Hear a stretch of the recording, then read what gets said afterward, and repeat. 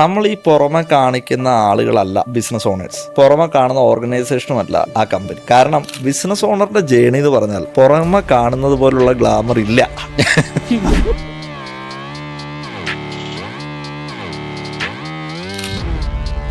ഇന്ന് നമ്മളുടെ കൂടെ ഉള്ളത് കേരളത്തിലെ one of the leading business കോച്ചും അക്കൗണ്ടബിലിറ്റി പാർട്ണറായിട്ടുള്ള അരുൺ സാറാണ്.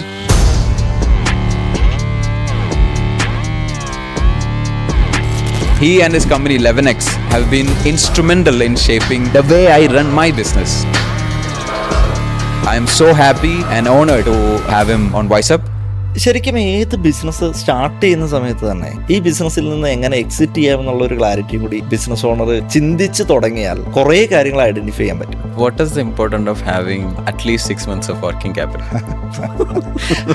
കയ്യിൽ ഒരു 5 ലക്ഷം രൂപയുണ്ട്, 10 ലക്ഷം രൂപയുണ്ട് എന്നുള്ളത് കൊണ്ട് സ്റ്റാർട്ട് ചെയ്യേണ്ട ഒരു ആക്ടിവിറ്റിയേ അല്ല ബിസിനസ്. അതിലും നല്ലത് ആ ഫണ്ട് എവിടെയെങ്കിലും ഇൻവെസ്റ്റ് ചെയ്തിട്ട് റിട്ടേൺ കിട്ടുന്ന ഒരു മോഡലിലേക്ക് പോകുന്നതാണ്. ഒരു ബിസിനസ് തുടങ്ങിയതിനു ശേഷം ഏത് മൂമെന്റിലാണ് ഒരു ഫൗണ്ടർ അദ്ദേഹത്തിന്റെ റോൾ റീപ്ലേസ് ചെയ്യേണ്ടത്? ഒരാളെ ഹയർ ചെയ്യുന്നതിനേക്കാൾ ഏറ്റവും ടഫസ്റ്റ് പരിപാടി എന്ന് പറയുന്നത് ഫയർ ചെയ്യുന്നതാണ്. ഒരു ഫൗണ്ടറിനോട് എല്ലാം നല്ലതാണെന്ന് പറയുന്ന, സപ്പോർട്ടീവായിട്ട് സംസാരിക്കുന്ന, ഇടയ്ക്കൊക്കെ പുകഴ്ത്തി പറയുന്ന, തോളത്ത് കൈയിട്ടുണ്ട് ചേർത്ത് നിർത്തുന്ന ഒരു വ്യക്തിയാണ് ഫൗണ്ടർ എങ്കിൽ അദ്ദേഹം ഒരു നല്ല ലീഡറല്ല. ഇതിൻ്റെ അകത്ത് ആടുണ്ടാവും, പാമ്പുണ്ടാവും, പഴുതാരയുണ്ടാവും, പല രീതികളിൽ ആൾക്കാർ വരും. ഒരു ബിസിനസ്സുകാരൻ അയാൾ എന്തൊക്കെയൊക്കെയോ ചെയ്ത് ഒരു ഫസ്റ്റ് 1 crore ടേൺ ഓവറിലേക്ക് എത്തിച്ചു. What are the 3 main SOPs that he should build? ചില ആളുകൾ പറയാറുണ്ട്, കഴിഞ്ഞ വർഷം എനിക്ക് 25 എംപ്ലോയീസ് ആയിരുന്നു, ഈ വർഷം വന്നപ്പോൾ 100 എംപ്ലോയീസ് ആയി. ഇത് ഗ്രോത്ത് ആണ് എന്ന് പറയാറുണ്ട്. ആ ഗ്രോത്ത് ഉണ്ടാക്കിക്കോട്ടെ, പക്ഷെ ഗ്രോത്തിനെ സ്കെയിലബിലിറ്റി ആയിട്ട് കാണരുത്. സ്കെയിലബിലിറ്റി എന്ന് പറയുന്ന word completely connected to the system. Summary എന്ന് പറഞ്ഞാൽ ഈ ബുക്കിന്റെ ഒരു ഓർഗനൈസേഷനിൽ ഈ 4 കളേഴ്സിന് ഇഷ്ടപ്പെടുന്ന ആളുകൾ ഉണ്ടായിരിക്കണം, എന്നാലേ അത് സക്സസ്ഫുൾ ആയിട്ട് മുന്നോട്ട് പോകും എന്നുള്ളതാണ്. ഈ ഒരു 4 കളേഴ്സ് ഉള്ള ആളുകളെ മാനേജ് ചെയ്യാൻ അറിയുന്ന ആളായിരിക്കണം ആ കമ്പനിയുടെ ഫൗണ്ടർ എന്നുള്ളത്. ലീഡർഷിപ്പ് എന്ന് പറയുന്നത് ഇവൻ കൊള്ളാം, പക്ഷെ മറ്റവൻ അത്ര പോരാ. അപ്പോൾ ഈ പോരാ എന്ന് പറയുന്ന വ്യക്തിയെ ബിൽഡ് ചെയ്തെടുക്കാനായിട്ടുള്ള സിസ്റ്റം നമ്മുടെ കയ്യിലുണ്ട്. ചില സമയത്തെങ്കിലും സാർ ഇങ്ങനെ കേട്ടിട്ടുണ്ടാവും, അതായത് I don't have time to scale my business. എവിടെയാണ് അവർ സ്റ്റക്ക്, അല്ലെങ്കിൽ എവിടെയാണ് അവർക്ക് മോട്ടിവേഷൻ ലാക്കിംഗ് ആയിട്ടുള്ളത്? ഒരു മനുഷ്യന് എൻ്റെ ലൈഫിൽ എത്ര രൂപ വേണം ഒരു മാസം എന്നുള്ളതിനെ കുറിച്ച് ഒരു ഫിക്സഡ് നമ്പർ ഇല്ല. എത്ര സ്കിൽ സെറ്റ് ഉണ്ടെന്ന് പറഞ്ഞാലും, എത്ര വലിയ ഗംഭീര മനുഷ്യനാണെന്ന് പറഞ്ഞാലും, നമ്മളുടെ ഓർഗനൈസേഷന്റെ കൾച്ചറിന് മാച്ച് ആവുന്ന ആറ്റിറ്റ്യൂഡ് ആ വ്യക്തിക്ക് ഇല്ല എന്നുണ്ടെങ്കിൽ തീർച്ചയായിട്ടും അത് ലോങ് ടൈമിൽ പോകില്ല. എപ്പോഴാണ് ശരിക്കും ഒരു ബിസിനസ് ഓണർ അയാളെ ബിസിനസ് ഗ്രോ ചെയ്യാൻ വേണ്ടിയിട്ട് ലോൺ എടുക്കേണ്ടത്? അത് എത്രത്തോളം ലോൺ എടുക്കാം? എന്ത് മെട്രിക് ആണ് അതിനെ യൂസ് ചെയ്യേണ്ടത്? ബിസിനസ് ചെയ്യുമ്പോൾ എക്സ്പെൻസുകളുണ്ട്. ഈ എക്സ്പെൻസ് സ്പെൻഡ് ചെയ്യുമ്പോൾ യഥാർത്ഥത്തിൽ ബിസിനസ് ഓണറിന് ഉണ്ടാവേണ്ടത് ഹാപ്പിനെസ് ആണോ അല്ലെങ്കിൽ ദുഃഖമാണോ ഉണ്ടാവേണ്ടത്?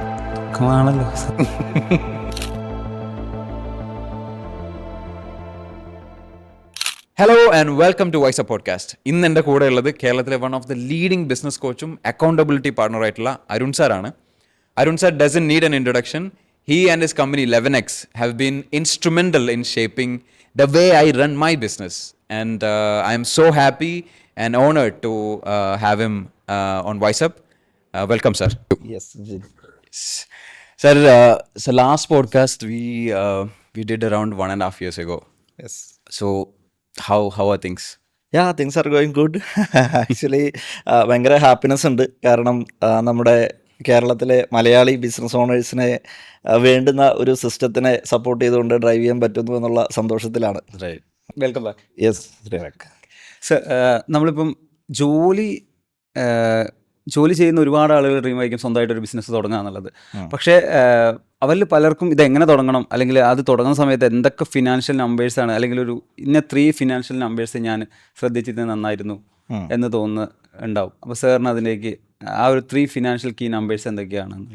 ഇന്ന് ഇപ്പോൾ നോക്കിക്കഴിഞ്ഞാൽ ഇപ്പോൾ ബിസിനസ് ചെയ്യണമെന്നുള്ള ആഗ്രഹിക്കുന്ന ഒരുപാട് യങ്സ്റ്റേഴ്സ് ആയിട്ടുള്ള ആളുകളുണ്ട്, വർക്ക് ചെയ്യുന്ന ആളുകളുണ്ട്, ഫ്രീലാൻസേഴ്സ് ഉണ്ട്. അപ്പോൾ ബിസിനസ് എന്ന് പറഞ്ഞിട്ടുണ്ടെങ്കിൽ തീർച്ചയായിട്ടും ഒരു കറേജിയസ് ആയിട്ടുള്ള ഗെയിമാണ്. അതേസമയം 11X പറയുന്ന പോലെ നമ്പർ ഡ്രിവൺ ആവുക എന്നുള്ളത് പ്രയോറിറ്റി ഉള്ള കാര്യമാണല്ലോ. അപ്പോൾ അതിൽ എപ്പോഴും ശ്രദ്ധിക്കേണ്ട ഒരു 4 ഫൈനാൻഷ്യൽ നമ്പേഴ്സ് എന്ന് പറയുന്നത്, റവന്യൂ നമുക്ക് കൃത്യമായിട്ട് കാൽക്കുലേറ്റ് ചെയ്യാൻ പറ്റണം. നമ്മളുടെ ഗ്രോസ് പ്രോഫിറ്റ് എന്താണ് എന്നുള്ളത് കാൽക്കുലേറ്റ് ചെയ്യാൻ പറ്റണം. നെറ്റ് പ്രോഫിറ്റും അതിനേക്കാൾ ഇമ്പോർട്ടൻ്റ് ആയിട്ട് ക്യാഷ് ഫ്ലോയും. ഈ 4 ഫാക്ടേഴ്സ് വളരെ ഇമ്പോർട്ടൻ്റ് ആണ് ബിസിനസ്സിൽ. സാർ, ഒരു ബിസിനസ് ഓണർ ലാസ്റ്റ് 3 years ആയിട്ട് 50 lakhs കൺസിസ്റ്റൻ്റ് ആയിട്ട് റവന്യൂല് ഹിറ്റ് ചെയ്ത് പോകുന്നുണ്ട്. സോ ക്യാൻ വി അതൊരു കംഫർട്ട് സോൺ ആയിട്ട് പറയാൻ പറ്റുമോ, അല്ലെങ്കിൽ can we say that he has hit the ceiling? What is the difference?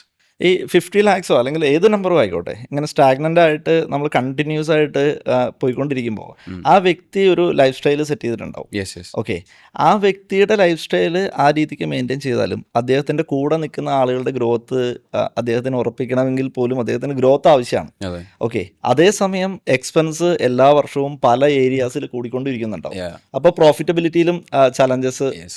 ഉണ്ടാവാനുള്ള Inflation 5% at least. Okay, chances ഉണ്ട്. അപ്പോൾ സ്റ്റാഗ്നൻസി എന്ന് പറയുന്നത് ബിസിനസ്സിൽ യഥാർത്ഥത്തിൽ ഡീഗ്രോത്ത് ആണ്, ഓക്കെ ഓക്കെ ഉറപ്പായിട്ടും. ഓക്കെ. അതുകൊണ്ട് ബിസിനസ്സിൽ എപ്പോഴും നമ്മൾ ഗ്രോത്ത് ക്രിയേറ്റ് ചെയ്തെടുക്കുക എന്ന് പറയുന്നത് മാൻഡേറ്ററി ആയിട്ടുള്ളൊരു കാര്യമാണ്. സർ, ഇപ്പോൾ 2026 നോക്കുകയാണെങ്കിൽ ശരിക്കും പേപ്പറിലാ ബിസിനസ് പ്രോഫിറ്റബിൾ ആയിരിക്കും. പക്ഷേ സാർ ആ ബിസിനസ് തുടങ്ങാൻ ആ കൈൻഡ് ഓഫ് ബിസിനസ് തുടങ്ങാൻ ഒരിക്കലും റെക്കമെൻഡ് ചെയ്യില്ല എന്ന് തോന്നുന്ന ബിസിനസ്സുകളുണ്ടോ? പേപ്പറിൽ പ്രോഫിറ്റബിൾ ആണെങ്കിലും അങ്ങനെ ഒരു പർട്ടിക്കുലർ ഇൻഡസ്ട്രി നമുക്ക് നോക്കാൻ എൻ്റെ എക്സ്പീരിയൻസിൽ എനിക്ക് അറിയില്ല. സാധാരണ നമ്മൾ ഏത് ഇൻഡസ്ട്രിയിലും ഇപ്പോൾ ലോണിക്സ് പല ഡൈവേഴ്സിഫൈഡ് ആയിട്ടുള്ള ഓർഗനൈസേഷൻസിനെയും പല കോൺസെപ്റ്റ്സുകളെയും ഒക്കെ കോച്ച് ചെയ്യുന്ന ഒരു ഓർഗനൈസേഷനാണ്. അപ്പോൾ അതിൽ ആ വരുന്ന വ്യക്തിയുടെ ക്ലാരിറ്റിയാണ് എപ്പോഴും നമ്മൾ ചെക്ക് ചെയ്യാറുള്ളത്. ഇപ്പോൾ ഇന്നലെ തന്നെ ഞാനൊരു 1-to-1 മീറ്റിംഗ് ഒരാൾ നമ്മുടെ ലോണിക്സ് എന്താണെന്ന് അറിയാൻ വേണ്ടിയിട്ട് വന്നിരുന്നു. അപ്പോൾ ആളുടെ ഡിഫറെൻറ്റ് തോട്ടാണ്. ഞാൻ കോൺസെപ്റ്റ് ഒന്നും പറയുന്നില്ല, കാരണം അദ്ദേഹത്തിന്റെ കോൺഫിഡൻഷ്യാലിറ്റിനെ നമ്മൾ റെസ്പെക്ട് ചെയ്യുന്നു. ബിസിനസിന്റെ കാര്യമാണോ? ബിസിനസിന്റെ കാര്യം. ഓക്കെ. അദ്ദേഹം പക്ഷേ, ഞാൻ നോർമലി ക്രേസി ഐഡിയാസ് ഭയങ്കരമായിട്ട് കേൾക്കാൻ ആഗ്രഹിക്കുന്ന ഒരാളാണ്. പക്ഷേ ചില ആളുകൾ ഒരു ബോധമില്ലാത്ത കാര്യങ്ങൾ പറയും, അതിനെ നമ്മൾ പ്രൊമോട്ട് ചെയ്യാറൊന്നുമില്ല.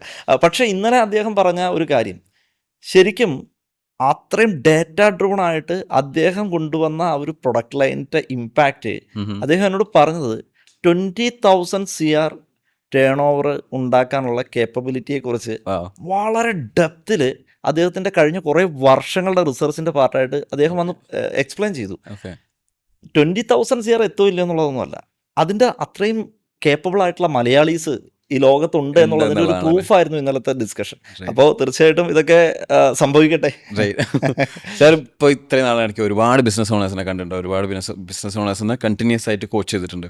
സാർ, ഒരു ഫസ്റ്റ് ടൈം സാറിൻ്റെ അടുത്ത് വരുന്ന ഒരു ബിസിനസ് ഓണർ അവിടെ നിന്ന് പിന്നെ ഒരു 3 years കഴിഞ്ഞിട്ട് കാണുന്ന ഒരു ബിസിനസ് ഓണറും തമ്മിൽ മെയിനായിട്ട് എന്ത് ട്രേറ്റിലാണ് സാർ ഒരു ഡിഫറൻസ് കണ്ടിട്ടുള്ളത്? അതിപ്പോൾ കോച്ച് ചെയ്യുകയാണെന്നുണ്ടെങ്കിൽ ഓവറോൾ സാർ പലപ്പോഴായിട്ട് മീറ്റ് ചെയ്യുന്നതും ഒക്കെ കൺസിഡർ ചെയ്യണമെന്നുണ്ടെങ്കിൽ. അത് ബിസിനസ്സിൽ മാത്രമല്ല ജിജിൻ, ഇപ്പോൾ ഏതൊരു സ്ഥലത്താണെങ്കിലും ഒരു പെർഫോമർ ആവുക അല്ലെങ്കിൽ ഗ്രോത്ത് എടുക്കുക, അച്ചീവ്മെൻ്റ് എടുക്കുക എന്നൊക്കെ പറയുന്ന സ്ഥലത്ത് ഒരൊറ്റ വേർഡിൽ ഇതെല്ലാം കണക്റ്റഡ് ആണ്.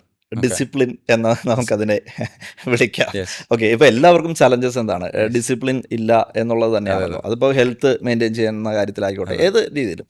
അപ്പോൾ ബിസിനസ്സിൻ്റെ ഡിസിപ്ലിൻ എന്താണ് എന്നുള്ളത് സ്ട്രക്ചേർഡായിട്ട് ഞങ്ങൾ കോച്ച് ചെയ്തെടുക്കാറുണ്ട്.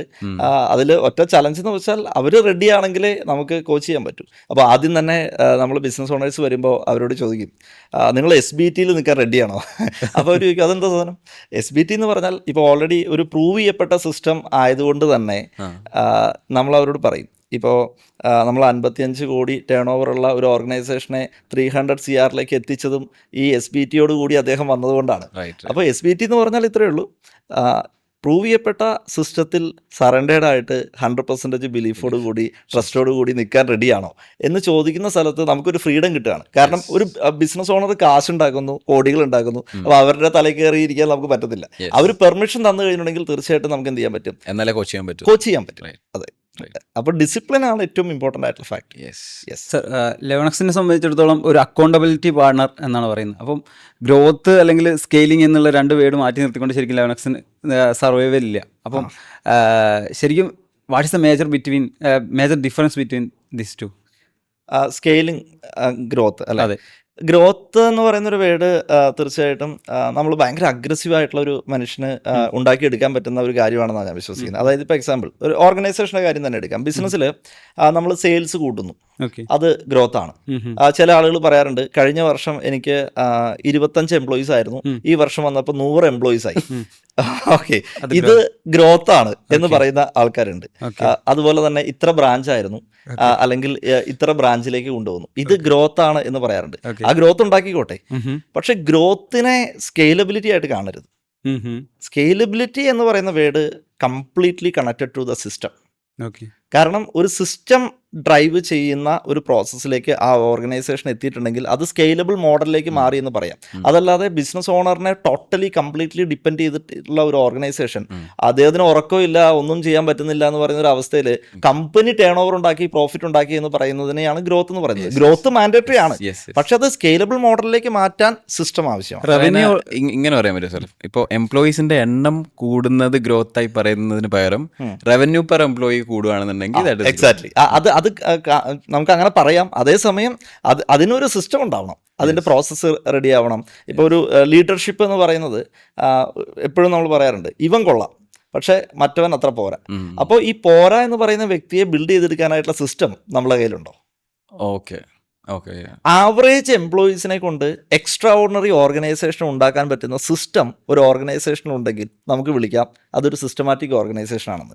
ഒരു ഹൈ പെർഫോമിംഗ് ടീം മെമ്പേഴ്സ് മാത്രം നിൽക്കുന്ന കമ്പനിയിൽ അവർ ഉള്ള സമയത്ത് പെർഫോമൻസ് കിട്ടുന്നു, അവർ പോകുന്ന സമയത്ത് കമ്പനി താഴേക്ക് വീഴുന്നു. അപ്പോൾ ബിസിനസ് ഓണർ എന്ത് ചെയ്യും? മാനത്ത് നോക്കി ഇരിക്കേണ്ടി വരും. ശരിയല്ലേ? അപ്പോൾ ഈ സിസ്റ്റം ബിൽഡ് ചെയ്ത് വെച്ച് കഴിഞ്ഞാൽ ഹൈ പെർഫോമേഴ്സ് വരുമ്പോൾ അല്ലെങ്കിൽ അവർ ക്രിയേറ്റ് ചെയ്തെടുക്കുമ്പോൾ നമുക്ക് മൾട്ടിപ്ലിക്കേഷൻ സാധിക്കും. Yes yes yes understood. So നമ്മൾ നാട്ടിൽ പലപ്പോഴും പറഞ്ഞു കേൾക്കാറുണ്ട്, ഈ പിന്നെ ഗൾഫിലൊക്കെ പോയിട്ട് ഒരു കുറച്ച് പൈസയൊക്കെ ആയിട്ട് വരും. ഇപ്പോൾ ഒരു എന്തായാലും ഒരു 2 ലക്ഷം രൂപ ഉണ്ട്, 3 ലക്ഷം രൂപയുണ്ട്, ഞാനിപ്പോൾ എന്താ ചെയ്യുക, ഇപ്പോൾ ഒരു ബിസിനസ് സ്റ്റാർട്ട് ചെയ്താലോ? ശരിക്കും അങ്ങനെ സ്റ്റാർട്ട് ചെയ്യേണ്ടതാണോ ബിസിനസ്? അല്ലെങ്കിൽ അത് ഏത് മൊമെൻറ്റിലാണ് നമ്മൾ ശരിക്കും ഒരു ബിസിനസ് സ്റ്റാർട്ട് ചെയ്യാൻ ഒരു പ്രിപ്പയർഡായി നിൽക്കേണ്ടത്? ലൈക്ക് എപ്പോഴായിരിക്കും അത് അതിൻ്റെ റൈറ്റ് ബിസിനസ്? ഇപ്പോൾ കയ്യിൽ ഒരു 5 ലക്ഷം രൂപയുണ്ട്, 10 ലക്ഷം രൂപയുണ്ട് എന്നുള്ളത് കൊണ്ട് സ്റ്റാർട്ട് ചെയ്യേണ്ട ഒരു ആക്ടിവിറ്റിയേ അല്ല ബിസിനസ്. അതിലും നല്ലത് ആ ഫണ്ട് എവിടെയെങ്കിലും ഇൻവെസ്റ്റ് ചെയ്തിട്ട് റിട്ടേൺ കിട്ടുന്ന ഒരു മോഡലിലേക്ക് പോകുന്നതാണ്. കാരണം ബിസിനസ് ചെയ്യണമെങ്കിൽ തീർച്ചയായിട്ടും ഒരു സ്കിൽ സെറ്റ് ആവശ്യമാണ്. ഓക്കെ, ഞാൻ കഴിഞ്ഞ ഡിസ്കഷനിൽ പറഞ്ഞതുപോലെ തന്നെ 3 സ്കില്ല്. ഒന്ന്, ഈ വ്യക്തിക്ക് ഫൈനാൻഷ്യൽ സ്കില്ല് ഉണ്ടായേ പറ്റൂ. 2, സെയിൽസ് സ്കില്ലാണ്. 3, പീപ്പിൾ മാനേജ്മെന്റ് അല്ലെങ്കിൽ കമ്മ്യൂണിക്കേഷൻ സ്കില്ലാണ്. ഇത് ബിൽഡ് ചെയ്യുക എന്ന് പറയുന്നത് ഏറ്റവും പ്രയോറിറ്റി. പിന്നെ അവൻ ഇറങ്ങാൻ പോകുന്ന, അവൻ ഈ ഫണ്ട് ഇടാൻ പോകുന്ന ഈ ഇൻഡസ്ട്രിയെ കുറിച്ചുള്ള അറിവില്ലെങ്കിൽ ഏതോ ഒരാളെ വിശ്വസിച്ചിട്ട് നമ്മൾ ആ ഫണ്ട് ഇടുകയാണ് ഒരു പ്രതീക്ഷയിൽ, നമുക്ക് ഒരിക്കലും അതിനൊരു സക്സസ് റേറ്റ് ഗ്യാരണ്ടി പറയാൻ പറ്റില്ല. സാർ, നമ്മളിപ്പം പല ന്യൂസിലും കാണാറുണ്ട്, വളരെ പ്രോഫിറ്റബിൾ ആയിട്ടുള്ള ബിസിനസ് ആയിരിക്കും പക്ഷെ അത് ബാങ്ക്രപ്സിയിലേക്ക് പോകുന്നത്. ശരിക്കും അത് എങ്ങനെയാണ് സംഭവിക്കുന്നത്? ഒരു ബിസിനസ്സിൻ്റെ ഏറ്റവും ഫണ്ടമെൻ്റൽ റെസ്പോൺസിബിലിറ്റി അല്ലെങ്കിൽ ഒരു ബിസിനസ് ഓണറിൻ്റെ ഫണ്ടമെൻ്റൽ റെസ്പോൺസിബിലിറ്റി എന്ന് പറയുന്നത് തീർച്ചയായിട്ടും പ്രോഫിറ്റ് മേക്കിംഗ് ആണ്. അതിൻ്റെ അകത്ത് ഒരു ഡൗട്ടും ഇല്ല. ഇതേ കമ്പനി എങ്ങനെ തകർന്നു പോകുന്നു എന്ന് ചോദിച്ചു കഴിഞ്ഞിട്ടുണ്ടെങ്കിൽ ആ വ്യക്തി ശ്രദ്ധിക്കാത്ത മറ്റൊരു സംഗതിയാണ് ക്യാഷ് ഫ്ലോ. അതായത് ഇപ്പോൾ റവന്യൂവും ഗ്രോസ് പ്രോഫിറ്റും നെറ്റ് പ്രോഫിറ്റും എന്നൊക്കെ പറയുന്ന സംഗതി പേപ്പറിൽ അടിപൊളിയാണ്, വിർച്വൽ മണിയാണിത്, സിസ്റ്റത്തിൽ നമുക്ക് കാണാൻ പറ്റും. പക്ഷേ അക്കൗണ്ടിൽ ഈ ബിസിനസ് ചെയ്തെടുത്ത നമ്മൾ വിർച്വൽ മണിയായിട്ട് കണ്ട പ്രോഫിറ്റബിലിറ്റിയെ നമ്മൾ അക്കൗണ്ടിലേക്ക് പ്രോപ്പറായിട്ട് കറക്റ്റ് ടൈമിൽ കളക്ട് ചെയ്തെടുക്കാനായിട്ട് പറ്റുന്നുണ്ടോ? അതിൽ നമുക്ക് ബാലൻസ് നിർത്താൻ പറ്റുന്നുണ്ടോ? ഒരു റിസർവ് ക്രിയേറ്റ് ചെയ്യാൻ പറ്റുന്നുണ്ടോ? ഈ ഫണ്ട് നിന്ന് കഴിഞ്ഞിട്ടുണ്ടെങ്കിൽ തീർച്ചയായിട്ടും ഷട്ടർ ഇടേണ്ടി വരും. അപ്പോൾ ക്യാഷ് ഫ്ലോയിലേക്കുള്ള ഒരു പ്രയോറിറ്റി എപ്പോഴും ബിസിനസ് ഓണറിൻ്റെ, ഇപ്പോൾ റിച്ചർഡ് ബ്രാൻസൺ പറഞ്ഞിട്ടുണ്ട്, 400 കമ്പനിക്ക് മുകളിൽ വളരെ ഗംഭീരമായിട്ട് ഡ്രൈവ് ചെയ്തിട്ടുള്ള ഒരു മനുഷ്യൻ പറയാണ്, നിങ്ങൾ എത്രയൊക്കെ തിരക്കാണെങ്കിലും ക്യാഷ് ഫ്ലോയിൽ നിന്ന് ഒരു ബിസിനസ് ഓണർ കണ്ണെടുത്താൽ ആ കമ്പനി റോങ് ഡയറക്ഷനിൽ പോകുന്നു. അപ്പോൾ അത് നമ്മൾ ശ്രദ്ധിക്കണമല്ലോ. അതുകൊണ്ടാണ് ഇങ്ങനെ സംഭവിക്കുക. നമ്മളിപ്പോൾ ബിസിനസ് സ്റ്റാർട്ട് ചെയ്തു, അപ്പോൾ ഏത് മൊമെൻറ്റിലാണ് നമ്മൾ അതിനെ ഡൈവേഴ്സിഫൈ ചെയ്യേണ്ടത്? As in multiple income streams generate ചെയ്യുന്ന രീതിയിൽ ഏത് മൊമെൻറ്റിലാണ് പോകേണ്ടത്? നമ്മളെപ്പോഴും പറയാറുണ്ട്, നമ്മൾ എന്താണോ തുടങ്ങുന്നത് അതിൽ മാസ്റ്ററായിട്ട് അടുത്തതിലേക്ക് പോവുള്ളൂ, അടുത്തതിലേക്ക് ഇൻവെസ്റ്റ് ചെയ്യാൻ പറ്റുള്ളൂ. അങ്ങനെയാണോ ചെയ്യേണ്ടത്? അല്ലെങ്കിൽ നമ്മളൊരു ബിസിനസ് ഓൾറെഡി സ്റ്റാർട്ട് ചെയ്ത് and when we identify another like അങ്ങനെ ഒരു ഓപ്പർച്യൂണിറ്റി കിട്ടുകയാണെന്നുണ്ടെങ്കിൽ അപ്പം തന്നെ കയറി ഇൻവെസ്റ്റ് ചെയ്യണോ? What should someone do? Diversification അല്ലെങ്കിൽ ന്യൂ റവന്യൂ സ്ട്രീം, അങ്ങനെ പല കാര്യങ്ങളുമായിട്ട് നമ്മളോടും ഇങ്ങനെ പല ബിസിനസ് ഓണേഴ്സും അത് ചോദിക്കാറുണ്ട്. അപ്പോൾ എപ്പോഴും ശ്രദ്ധിക്കേണ്ട ഒരു കാര്യം എന്ന് പറയുന്നത്, ബിസിനസ്സിൽ ഡിഫറെൻറ്റ് സ്റ്റേജസ് ഉണ്ടല്ലോ.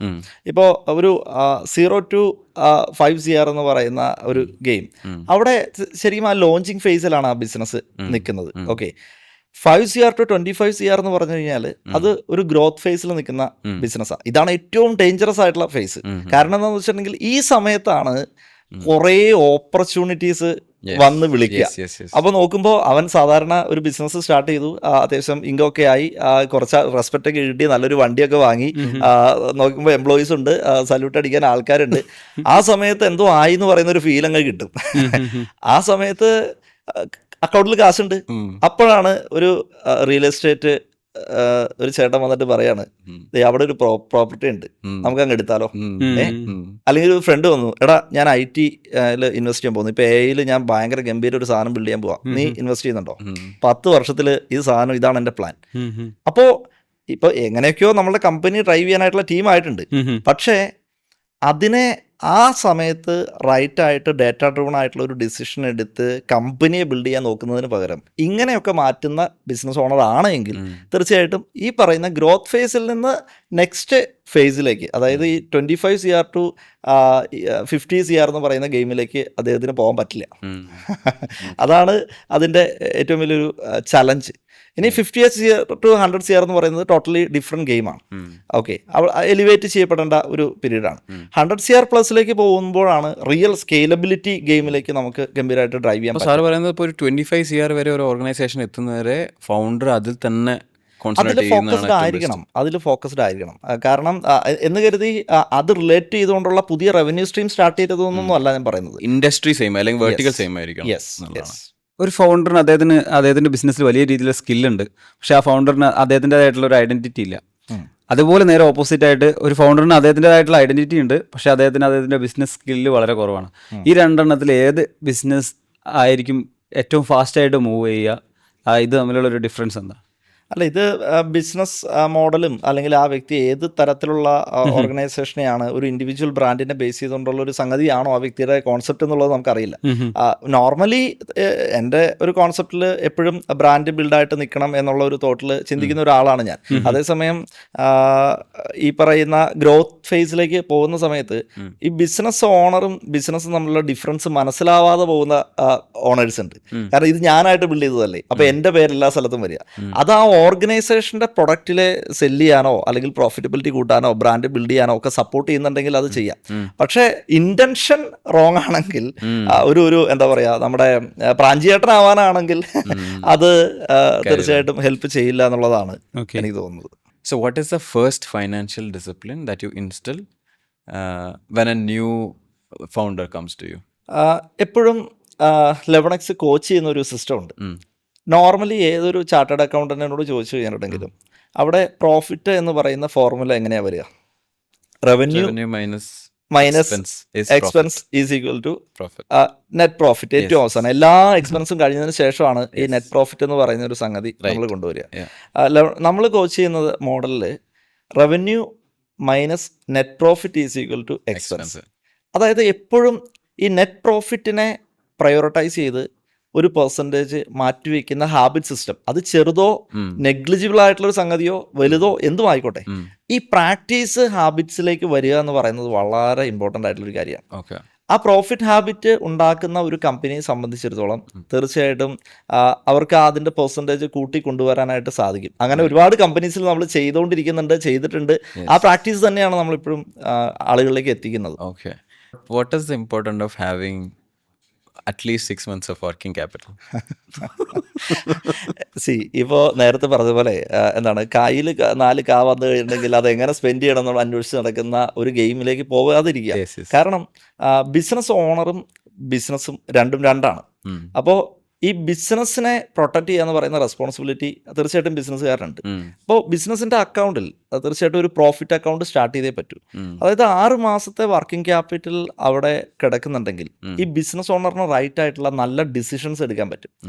അതല്ല നമ്മൾ എല്ലാ മാസവും ഈ പറയുന്ന സാലറി കൊടുക്കുന്ന സമയത്ത്, അല്ലെങ്കിൽ സപ്ലയർ പേയ്മെന്റ് കൊടുക്കുന്ന സമയത്ത്, അല്ലെങ്കിൽ റെന്റ് കൊടുക്കുന്ന സമയത്ത്, അല്ലെങ്കിൽ ഒരു എമർജൻസി ആയിട്ട് നമുക്ക് എന്തെങ്കിലും ആവശ്യം വന്നാൽ, അല്ലെങ്കിൽ ഒരു ഗ്രോത്തിൻ്റെ ഒരു മിഷനറി പർച്ചേസ് ചെയ്യാൻ വന്നാൽ നമുക്ക് അതിനില്ല എന്ന് പറയുന്ന ഒരു സിറ്റുവേഷൻ ആണെങ്കിൽ ആ കമ്പനി എങ്ങനെയാണ് നെക്സ്റ്റ് ലെവലിലേക്ക് പോവുക? അതുകൊണ്ട് എപ്പോഴും റിസർവ് ഫണ്ട് ആ ഒരു പ്രാക്ടീസ് ഒരു കമ്പനി ചെയ്യണം. ഒരു ഫോളോ ക്വസ്റ്റ്യൻ കൊണ്ട് ചോദിക്കട്ടെ, ഈ ഡിസിഷൻ ഫാറ്റിക് എന്ന് പറയുന്ന ഒരു പ്രശ്നം ഫൗണ്ടേഴ്സിനുണ്ടെന്ന് ഞാൻ എവിടെ വായിച്ചിട്ടുണ്ട്.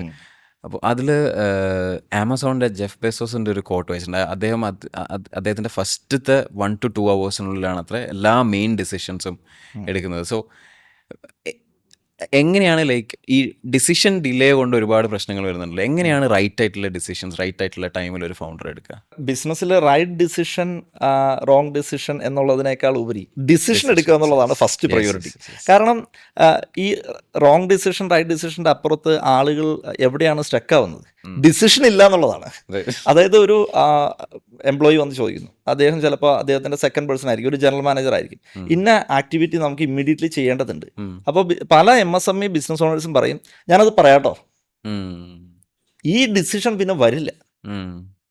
അപ്പോൾ ആ ഡിസിഷൻ എടുക്കുക എന്നുള്ളതാണ് first priority. Speed of execution is very important. Second thing, right decision എന്ന് പറയുമ്പോൾ അതൊരു ഇമോഷണൽ ഡിസിഷൻ ആവരുത്, അത് ഡേറ്റ ഡ്രിവൺ ഡിസിഷൻ ആയിരിക്കണം, കാൽക്കുലേറ്റഡ് ആയിരിക്കണം. യെസ്. അപ്പോൾ നമ്മളുടെ കമ്പനിയുടെ കംപ്ലീറ്റ് ഡേറ്റ എന്താണ് സംസാരിക്കുന്നത് എന്നുള്ളതിൻ്റെ ഒരു ബേസിക് ക്ലാരിറ്റി ഉള്ള ഒരു ബിസിനസ് ഓണറിന് എന്ത് സ്റ്റെപ്പ് എടുത്ത് വെക്കണം എന്നുള്ളത് ഇമ്മീഡിയറ്റ്ലി ഡിസിഷൻ പറയാനായിട്ട് പറ്റും.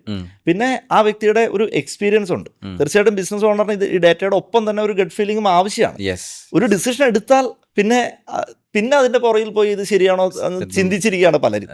അങ്ങനെയില്ല, ആ എടുത്ത ഡിസിഷനെ ശരിയാക്കാൻ വേണ്ടിയിട്ടുള്ള എല്ലാ റൈറ്റ് ആക്ഷൻസും ഡ്രൈവ് ചെയ്യുക എന്നുള്ളതാണ് പിന്നത്തെ കാര്യം. എല്ലാ ഡിസിഷൻസും എടുക്കുന്ന സമയത്ത് എല്ലാം ഡാറ്റ ഡ്രിവൺ ആവണമെന്നില്ലല്ലോ, ചിലപ്പോൾ ചിലത് ഫ്യൂച്ചറിസ്റ്റിക് ഒക്കെ ആവുമല്ലോ. അതെ. അപ്പോൾ ആ സമയത്ത് നമ്മളൊരു എന്ത് പ്രോബബിലിറ്റിയാണ് വെക്കേണ്ടത്? അതായത് 50-50 ആണോ അല്ലെങ്കിൽ 60-40 ആണോ? എന്ത് പ്രോബബിലിറ്റി വെച്ചിട്ടാണ് നമ്മളൊരു ഡിസിഷൻ എടുത്ത് മുന്നോട്ട് പോകുന്നത്? ജിജിൻ ഈ ഡിസിഷനിൽ തന്നെ കുടുങ്ങി നിൽക്കുന്നതോടെ ഞാനൊരു കാര്യം പറയാം.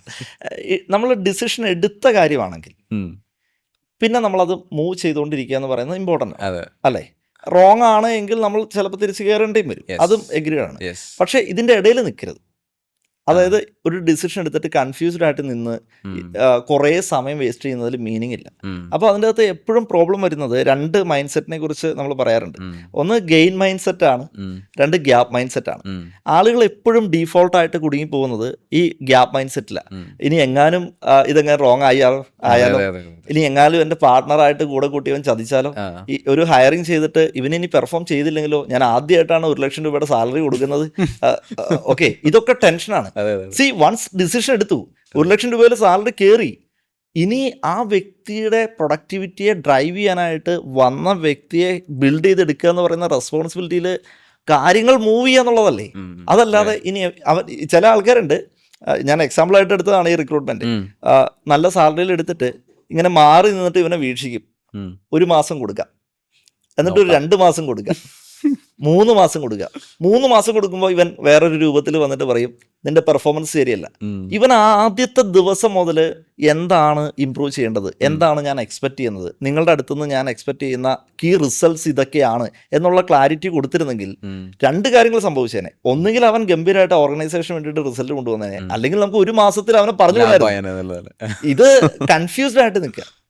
ഞാൻ പറഞ്ഞ എഗ്രി ചെയ്യുന്നു. ഇതാണ് ഞാൻ കാണുന്ന കാര്യങ്ങൾ. സർ, ഇപ്പം നമ്മൾ MSMEകളെ കുറിച്ച് സംസാരിക്കുകയാണെങ്കിൽ പല MSME ഫൗണ്ടേഴ്സും ഇനീഷ്യൽ സമയത്തൊക്കെ പല ഓപ്പറേഷണൽ മെട്രിക്സുകളും നോക്കാറുണ്ടാവില്ല. അപ്പം അതുകൊണ്ട് തന്നെ അവർക്ക് വേണ്ടത്ര റിസൾട്ട് എവിടെ നിന്നാണ് ഈ റിസൾട്ട് വന്നതെന്ന് പോലും അറിയാനുള്ള ഒരു ക്ലാരിറ്റി ഉണ്ടാവില്ല. പക്ഷേ ഈ അവരൊരു ഒരൊറ്റ ഓപ്പറേഷണൽ മെട്രിക്കിൽ അവർ കൂടുതലായിട്ട് ഫോക്കസ് ചെയ്തിരുന്നെങ്കിൽ ഒരു ഓവർനൈറ്റ് കൊണ്ട് തന്നെ അവരുടെ റിസൾട്ടുകളിലൊക്കെ വലിയ രീതിയിൽ മാറ്റം കൊണ്ടുവരാൻ സാധിക്കുമായിരുന്നു എന്ന് സാറിന് തോന്നുന്ന ഒരു മെട്രിക്. അങ്ങനെ ഒരു ഓവർനൈറ്റിൽ റിസൾട്ട് കൊണ്ടുവരുന്ന റിസൾട്ടിലല്ല, അവരുടെ ഫങ്ഷൻസിലും കാര്യങ്ങളും. ഇപ്പൊ ബിസിനസിന്റെ അകത്ത് നമുക്കൊരു കാര്യം അറിയാം, ഇപ്പം marketing, sales, operations, HR, accounts, ഇങ്ങനെ പല ഡിഫറെന്റ് ഫങ്ഷനാലിറ്റി പറയുമ്പോൾ ഒരൊറ്റ ഡിപ്പാർട്ട്മെന്റ് മാത്രമേ നമുക്ക് ഇങ്ങോട്ട് കൊണ്ടുവരുന്നുള്ളൂ, അത് സെയിൽസ് ആണ്. അപ്പോൾ അത് നടന്നുകൊണ്ടിരിക്കുക എന്നുള്ളത് ഉറപ്പിക്കുക എന്ന് പറയുന്നതാണ് ഗെയിം. പിന്നെ അതിൻ്റെ ക്ലാരിറ്റി തീർച്ചയായിട്ടും അക്കൗണ്ട്സിൽ വളരെ സ്ട്രക്ചർഡായിട്ട് പോവുക എന്ന് പറയുന്നത് ഇമ്പോർട്ടൻ്റ് ആയിട്ടുള്ളൊരു കാര്യമാണ്. പിന്നെ കാശ് മേടിക്കുകയും ചെയ്തു, നമ്മൾ കാൽക്കുലേറ്റ് ചെയ്യുകയും ചെയ്തു. ഈ കാശ് തന്നവൻ്റെ വേദന ആര് നോക്കും? അതുകൊണ്ട് തന്നെ ഈ നമ്മളുടെ ഓപ്പറേഷണൽ ഡിപ്പാർട്ട്മെന്റും ഏറ്റവും ഇമ്പോർട്ടൻ്റ് ആയിട്ടുള്ള കാര്യമാണ്. അപ്പോൾ ഈ ഒരു 3 ഡിപ്പാർട്ട്മെന്റിൽ വളരെ സ്ട്രക്ചേർഡ് ആയിട്ട് അതിൻ്റെ അകത്ത് ഏതൊക്കെ നമ്പേഴ്സാണ് പ്രയോറിറ്റൈസ് ചെയ്യേണ്ടത് എന്നുള്ളത് ആ ബിസിനസ്സിനെ നോക്കി ആ ബിസിനസ് ഓണർ ഫിക്സ് ചെയ്ത് പോകുക എന്നുള്ളതാണ് ഇതിൽ എനിക്ക് പറയാനുള്ള കാര്യം. സാർ, ഇപ്പോൾ ഇത്രയും നാളിനിടയ്ക്ക് ഒരുപാട് 17 വർഷം ഈ ഒരു ഫീൽഡിലുണ്ടല്ലോ. അപ്പം ഒരുപാട് ബിസിനസ് ഓണേഴ്സിന് അവരുടെ പല സ്റ്റേജസ് ഓഫ് ബിസിനസ്സിൽ ചിലപ്പം സാർ കണ്ടിട്ടുണ്ടാവും. അപ്പം ചില സമയത്തെങ്കിലും സാർ ഇങ്ങനെ കേട്ടിട്ടുണ്ടാവും, അതായത് I don't have time to scale my business എന്ന്, ഈവൻ ദ ഓപ്പർച്യൂണിറ്റി ഉണ്ടെങ്കിലും. എന്താണ് അതിൻ്റെ ശരിക്കുള്ള ഒരു ട്രാൻസ്ലേഷൻ? അത് എവിടെയാണ് അവർ സ്റ്റക്ക്, അല്ലെങ്കിൽ എവിടെയാണ് അവർക്ക് മോട്ടിവേഷൻ ലാക്കിംഗ് ആയിട്ടുള്ളത്? അത് മോട്ടിവേഷൻ ലാക്കിംഗ് ഒന്നുമല്ല, അവർക്ക് ക്ലാരിറ്റി ഇല്ലായ്മയാണ്. അതായത് ഇപ്പോൾ ഒരാൾ നന്നായി ബിസിനസ് ചെയ്തു, എക്സാമ്പിൾ ഒരു 20 കോടി ടേൺ ഓവറുള്ള അത്യാവശ്യം പ്രോഫിറ്റബിൾ ആയിട്ടുള്ള ആ വ്യക്തിയുടെ ലൈഫ് സ്റ്റൈൽ ബിൽഡ് ചെയ്യേണ്ട ഒരു ബിസിനസ് ബിൽഡ് ചെയ്തു. ആ വ്യക്തിയുടെ കൂടെ പഠിച്ച കുറേ ഫ്രണ്ട്സിനെയൊക്കെ നോക്കുന്ന സമയത്ത് അവർ അത്രയൊന്നും എത്തിയിട്ടില്ല, ഇവൻ അടിപൊളിയാണ്. അതേസമയം ഇതേ ഇൻഡസ്ട്രിയിൽ നിൽക്കുന്ന വ്യക്തി ഒരു റോൾസ് റോയ്സ് എടുത്തു എന്ന് അവൻ കേൾക്കുന്നു, പ്രശ്നമായി. ആ സമയത്ത് വീണ്ടും നമ്മൾ സ്കെയിൽ ചെയ്യണം എന്നുള്ള ഒരു ആഗ്രഹമൊക്കെ വരും. എന്നാൽ ഇപ്പുറ സൈഡിൽ അവൻ വേറെ കാര്യങ്ങൾ പറയും. അപ്പോൾ എവിടം വരെ പോകണം എന്ന് പറയുന്ന ഒരു ക്ലാരിറ്റി ഉള്ള ഒരു വ്യക്തിയെ സംബന്ധിച്ചിടത്തോളം തീർച്ചയായിട്ടും അവന് ബിൽഡ് ചെയ്യണ്ടേ. ഈ ഒരു ഡിസിഷനാണ് അവിടെ മിസ്സിംഗ് ആയിട്ട് എനിക്ക് ഫീൽ ചെയ്തിട്ടുള്ള ഒരു കാര്യം. മറ്റൊരു കാര്യം എന്ന് പറയുന്നത്, എപ്പോഴും ബിസിനസ് ഓണേഴ്സിന് എത്ര ഇൻകം വേണം എന്നുള്ളത് അറിയില്ല. ബിസിനസ്സിന് എത്ര ഇൻകം എടുക്കണം, ബിസിനസ്സിൽ നിന്ന് എത്ര ഇൻകം എടുക്കണം, ബിസിനസ് ഒക്കെ വിട്. ഒരു മനുഷ്യന് എൻ്റെ ലൈഫിൽ എത്ര രൂപ വേണം ഒരു മാസം എന്നുള്ളതിനെ കുറിച്ച് ഒരു ഫിക്സഡ് നമ്പർ ഇല്ല. ഓക്കെ, അങ്ങനെ നമ്പർ ഉണ്ടെങ്കിൽ നമുക്ക് കുറേ കൂടി സമാധാനം ഉണ്ടാവും. ബിസിനസ് ഓണേഴ്സ് എന്താ ചെയ്യുന്നത്? ഗ്രോ ചെയ്യണം എന്ന് പറഞ്ഞിട്ട് ഫ്രസ്ട്രേറ്റഡ് ആയിട്ട് നടക്കുകയാണ്. അപ്പോൾ എനിക്ക് മന്ത്ലി ഉണ്ടാക്കേണ്ട ഒരു എമൗണ്ട്, എക്സാമ്പിൾ ഒരു 10 lakhs എനിക്ക് കിട്ടിക്കഴിഞ്ഞാൽ ഞാൻ വളരെ പീസ് ഓഫ് മൈൻഡിൽ ഇരിക്കും എന്നുള്ളൊരു ക്ലാരിറ്റി ഉള്ള ഒരു ബിസിനസ് ഓണറിനെ സംബന്ധിച്ചിടത്തോളം അവൻ അത് ക്രിയേറ്റ് ചെയ്ത് കഴിഞ്ഞാൽ തീർച്ചയായിട്ടും സന്തോഷം ഉണ്ടാവും. ഓക്കെ, സ്റ്റാഗ്നൻസിയുടെ ആവശ്യമില്ല. കാരണം ഞാൻ പറഞ്ഞത് പേഴ്സണൽ അവൻ്റെ ലൈഫ് സ്റ്റൈലോ അവൻ്റെ സ്പെൻഡ് അവന് ട്രാവൽ ചെയ്യാനായിട്ടുള്ള കാര്യങ്ങൾ ഇതിനെക്കുറിച്ചാണ്. ബിസിനസ് സ്റ്റാഗ്നൻ്റ് ആക്കേണ്ട ഒരു ആവശ്യമില്ലല്ലോ. കാരണം എന്താണ്? അവൻ്റെ ഈഗോ ഇല്ല, അവൻ്റെ ആർത്തി ഇല്ല, ഒന്നുമില്ല. കാരണം എൻ്റെ നമ്പർ ഞാൻ ഫിക്സ് ചെയ്ത് കഴിഞ്ഞു. അതിൻ്റെ മുകളിലേക്ക് എത്ര വേണമെങ്കിലും എക്സ്പാൻഡ് ചെയ്യപ്പെടാനായിട്ടുള്ള മൈൻഡ് സെറ്റിൽ ഈ ഓർഗനൈസേഷനെ ബിസിനസ് ഓണറിനെ ഡ്രൈവ് ചെയ്യാം. ഓക്കെ, അപ്പോൾ അവിടെ ആരാണ് ഗ്രോത്തിലേക്ക് വരുന്നത്? ആ ടീം ഗ്രോത്തിലേക്ക് വരും. ഈ 10 lakhs തന്നെ അവൻ നിൽക്കേണ്ട ആവശ്യമൊന്നുമില്ല, ഇൻകം വന്നോട്ടെ. പക്ഷെ എനിക്ക് ഇത് മതി എന്ന് തീരുമാനിക്കാൻ ഒരാൾക്ക് പറ്റാത്തത് കൊണ്ടാണ് എല്ലാ ദിവസവും ബിസിനസ് ഓണർ ഫ്രസ്ട്രേറ്റഡ് ആയിട്ട് ഞാൻ ആഗ്രഹിക്കുന്ന സ്ഥലത്തേക്ക് എത്തിയിട്ടില്ല എന്ന് പറഞ്ഞിട്ടുള്ളൊരു ഗെയിം കളിക്കുന്നതിൻ്റെ ഒരു റീസൺ. ഒരു ഫോളോ അപ്പ് ആയിട്ട് ഒന്ന് ചോദിക്കട്ടെ, how important is to love this journey? Because എപ്പോഴും നമ്മളൊരു ടാർഗറ്റ് വെച്ചിട്ട് ആ ടാർഗറ്റ് മാത്രം വെച്ചുകൊണ്ട് മുന്നോട്ട് പോവാണല്ലോ. പലപ്പോഴും നമ്മൾ അതിലേക്ക് എത്തുന്ന ആ ഒരു ജേർണി ചിലപ്പോൾ നമുക്ക് ഓർമ്മ പോലും ഉണ്ടാവാറില്ല. So how important is to live this journey? ഇത് ഓരോ വ്യക്തികളുടെയും ആൻസേഴ്സ് ഡിഫറെൻ്റ് ആയിരിക്കും. ഇത് ആക്ച്വലി ഇത് കുറച്ചുകൂടി വേറൊരു ഫേസിൽ നിന്ന് ആൻസർ ചെയ്യേണ്ട ഒരു ഉത്തരവായിട്ടാണ് എനിക്ക് തോന്നുന്നത്. അതായത് സ്പിരിച്വൽ എന്ന് പറയുമ്പോൾ തീർച്ചയായിട്ടും എല്ലാവരുടെയും സ്പിരിച്വാലിറ്റി, അവരുടെ അണ്ടർസ്റ്റാൻഡിങ്, തോട്ട് ഇതെല്ലാം ഡിഫറെൻ്റ് ആണ്. കാരണം ഇപ്പോൾ വളരെ ബുദ്ധിമുട്ടി ബിസിനസ്സിനെ കൊണ്ടുപോകുന്ന ആൾക്കാരുണ്ട്, വളരെ എൻജോയ് ചെയ്ത് എന്ന് പറഞ്ഞ് ബിസിനസ് ചെയ്യുന്ന ആൾക്കാരുണ്ട്, അതേസമയം എൻജോയ് ചെയ്ത് പോകുന്ന ആൾക്കാരും ഉണ്ട്. അപ്പോൾ എൻഡ് ഓഫ് ദ ഡേ ഈ ഗെയിം തീരും എന്നുള്ള അണ്ടർസ്റ്റാൻഡിങ് ഉള്ള ഒരു വ്യക്തിയെ സംബന്ധിച്ചിടത്തോളം തീർച്ചയായിട്ടും നമ്മളുടെ പൊട്ടൻഷ്യലിനെ, നമ്മളുടെ സ്കിൽ സെറ്റിനെ, നമ്മളുടെ കേപ്പബിലിറ്റിയെ ഉയർത്തുക എന്നുള്ളതാണ് യഥാർത്ഥത്തിൽ നമ്മൾ ചെയ്യാനുള്ളൂ. നമ്മൾ നമ്മളെ പുഷ് ചെയ്യുന്നു, നമ്മുടെ സ്കിൽ സെറ്റ് കൂടുന്നു. ഇപ്പോൾ എക്സാമ്പിൾ ഒരു 10 കോടി രൂപ ടേൺ ഓവറുള്ള ഒരു കമ്പനി ഒരാളുണ്ടാക്കി, നാളെ ഈ കമ്പനി തകർന്നു. ഈ വ്യക്തിക്ക് വീണ്ടും ഇത് റീബിൽഡ് ചെയ്യാനായിട്ട് പറ്റുമോ? അതിനുള്ള സ്കിൽ സെറ്റ് ഈ വ്യക്തി ഉണ്ടാക്കിയെടുത്തിട്ടുണ്ടോ? ഈ ചോദ്യത്തിൻ്റെ ഉത്തരമാണ് ഈ ജേണി. അതല്ലാതെ വലിയൊരു കമ്പനിയെ ബിൽഡ് ചെയ്തെടുക്കുന്ന ജേണി അല്ല യഥാർത്ഥത്തിൽ. ഒരു മനുഷ്യൻ്റെ പൊട്ടൻഷ്യലിനെ പൂർണ്ണമായിട്ടും ഉപയോഗിക്കാനായിട്ടുള്ള ഓപ്പർച്യൂണിറ്റിയാണ്. അയാളുടെ അബ്സല്യൂട്ട് ബെസ്റ്റിലേക്ക് എത്താനുള്ള ഒരു journey. Yes, exactly. Anush sir ഇപ്പോൾ സ്കെയിലബിലിറ്റിനെ കുറിച്ച് പറഞ്ഞു. ഞാൻ വളരെ എനിക്കറിയില്ല ഇതിന് ക്ലാരിറ്റിയോടെ ഉത്തരം തരാൻ പറ്റുമെന്ന് അറിയില്ല. ഇപ്പോൾ ഒരു ബിസിനസ്, ഒരു MSME ഒരാൾ റൺ ചെയ്യുകയാണ്, പക്ഷേ അയാൾക്കൊരു സ്ലൈറ്റ്ലി ഒരു പ്രോഫിറ്റ് മാത്രമേ അയാൾക്ക് അതിൽ നിന്ന് ജനറേറ്റ് ചെയ്യാൻ പറ്റുന്നുള്ളൂ. പക്ഷേ അയാൾക്കത് സ്കെയിൽ ചെയ്യണമെന്ന് ആഗ്രഹമുണ്ട്. അയാൾ അതിലേക്കൊരു പുതിയ എംപ്ലോയിനെ ഹയർ ചെയ്താൽ അയാൾക്ക് ആ പ്രോഫിറ്റബിലിറ്റി മാറി അദ്ദേഹത്തിന് സാലറി കൊടുക്കുന്ന സമയത്ത് അത് ലോസിലേക്ക് പോകും. ഞാൻ വളരെ ലൈറ്റ് ആയിട്ടുള്ളൊരു എക്സാമ്പിളാണ് പറയുന്നത്. ഇത് വലിയ കമ്പനികളിലാകുമ്പോൾ നമ്പർ ഓഫ് എംപ്ലോയീസിനെ ചിലപ്പോൾ ഹയർ ചെയ്യേണ്ടി വരും. അപ്പോൾ ഈ ഒരു സമയത്ത് അയാൾ ശരിക്കും എന്ത് ഡിസിഷനാണ് എടുക്കേണ്ടത്? അയാൾ കുറച്ചുകൂടെ വെയിറ്റ് ചെയ്യണോ വേണ്ടത്, അല്ലെങ്കിൽ അയാൾക്ക് സ്കെയിൽ ചെയ്തിട്ട് ഈവൻ നെക്സ്റ്റ് ഇയർ ആകുമ്പോഴേക്കും എനിക്കത് പ്രോഫിറ്റ് ആക്കി എടുക്കാൻ പറ്റുന്നുള്ളൊരു ഗ്യാരണ്ടി അയാൾക്ക് ഉണ്ടെങ്കിൽ അയാൾക്ക് മേ ബി ഹയർ ചെയ്യായിരിക്കും. അപ്പോൾ എന്ത് ഡിസിഷനാണ് ഇങ്ങനെയുള്ള സന്ദർഭങ്ങളിൽ ഒരു ഓണ്ടർപ്രണർ എടുക്കേണ്ടത്? അല്ല, ഈ വ്യക്തിയെ ഹയർ ചെയ്യേണ്ട നീഡ് എത്രത്തോളം ഉണ്ടെന്നുള്ളത് റിയൽ ആയിട്ട് പഠിക്കുക. അതായത് ഒരു എംപ്ലോയിനെ ഹയർ ചെയ്യുന്ന സമയത്ത് ഞാൻ എപ്പോഴും റിപ്പീറ്റഡ് ആയിട്ട് പറയുന്ന ഒരു കാര്യമാണ്, 10 മണിക്കൂർ സമയം എന്തൊക്കെ കാര്യങ്ങൾ ചെയ്യണമെന്നുള്ളതിൻ്റെ ക്ലാരിറ്റി സ്ട്രക്ചേർഡ് ആയിട്ട് ഈ ബിസിനസ് ഓണറിന് പറഞ്ഞു കൊടുക്കാൻ പറ്റുകയും ആ വ്യക്തി കമ്പനിയിലേക്ക് വരുന്ന സമയത്ത് എത്ര രൂപയാണോ സാലറി കൊടുക്കുന്നത് അതിൻ്റെ എത്ര മൾട്ടിപ്പിൾ ടൈംസ് പ്രോഫിറ്റ് ആ ഒരു റിക്രൂട്ട്മെന്റ് ഉണ്ടാവും എന്നുള്ളതിന്റെ അണ്ടർസ്റ്റാൻഡിങ്ങും ഉള്ള ഒരു സമയത്താണ് ഒരു ബിസിനസ് ഓണർ ഒരാളെ ഹയർ ചെയ്യേണ്ടത്. ഓക്കെ, അത് ഡയറക്ട്ലി പ്രോഫിറ്റബിലിറ്റി ഇമ്പാക്ട് ഉണ്ടാക്കിക്കൊള്ളണമെന്നില്ല. അത് സ്ട്രാറ്റജിക്കലി ചിലപ്പോൾ ആ വ്യക്തിക്ക് സമയം കൊടുക്കാൻ റെഡിയാണ്. ഒരു 3 months ഈ വ്യക്തിയെ ബിൽഡ് ചെയ്യാം.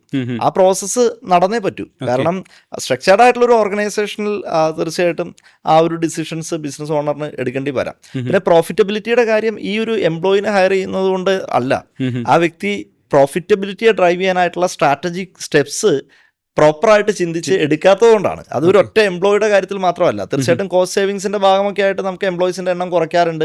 അല്ലെങ്കിൽ ചില സമയത്ത് എംപ്ലോയീസിന്റെ എണ്ണം കൂട്ടുമ്പോഴാണ് നമുക്ക് ഗംഭീരമായിട്ടുള്ള പ്രോഫിറ്റബിലിറ്റിയെ ഡ്രൈവ് ചെയ്യാനായിട്ട് പറ്റുക. മിക്ക സ്കെയിലബിൾ മോഡലിലും അങ്ങനെ തന്നെയാണല്ലോ. ഓക്കെ, അപ്പൊ നമ്പർ ഓഫ് എംപ്ലോയീസോ റിക്രൂട്ട്മെന്റോ ഒന്നും അല്ല പ്രശ്നം. എഗെയിൻ ബിസിനസ് ഓണറിന്റെ ക്ലാരിറ്റിയാണ്. ബിസിനസ്സുകാരൊക്കെ ഫസ്റ്റ് പറഞ്ഞു തുടങ്ങുന്ന ഒരു കാര്യമാണ് SOP.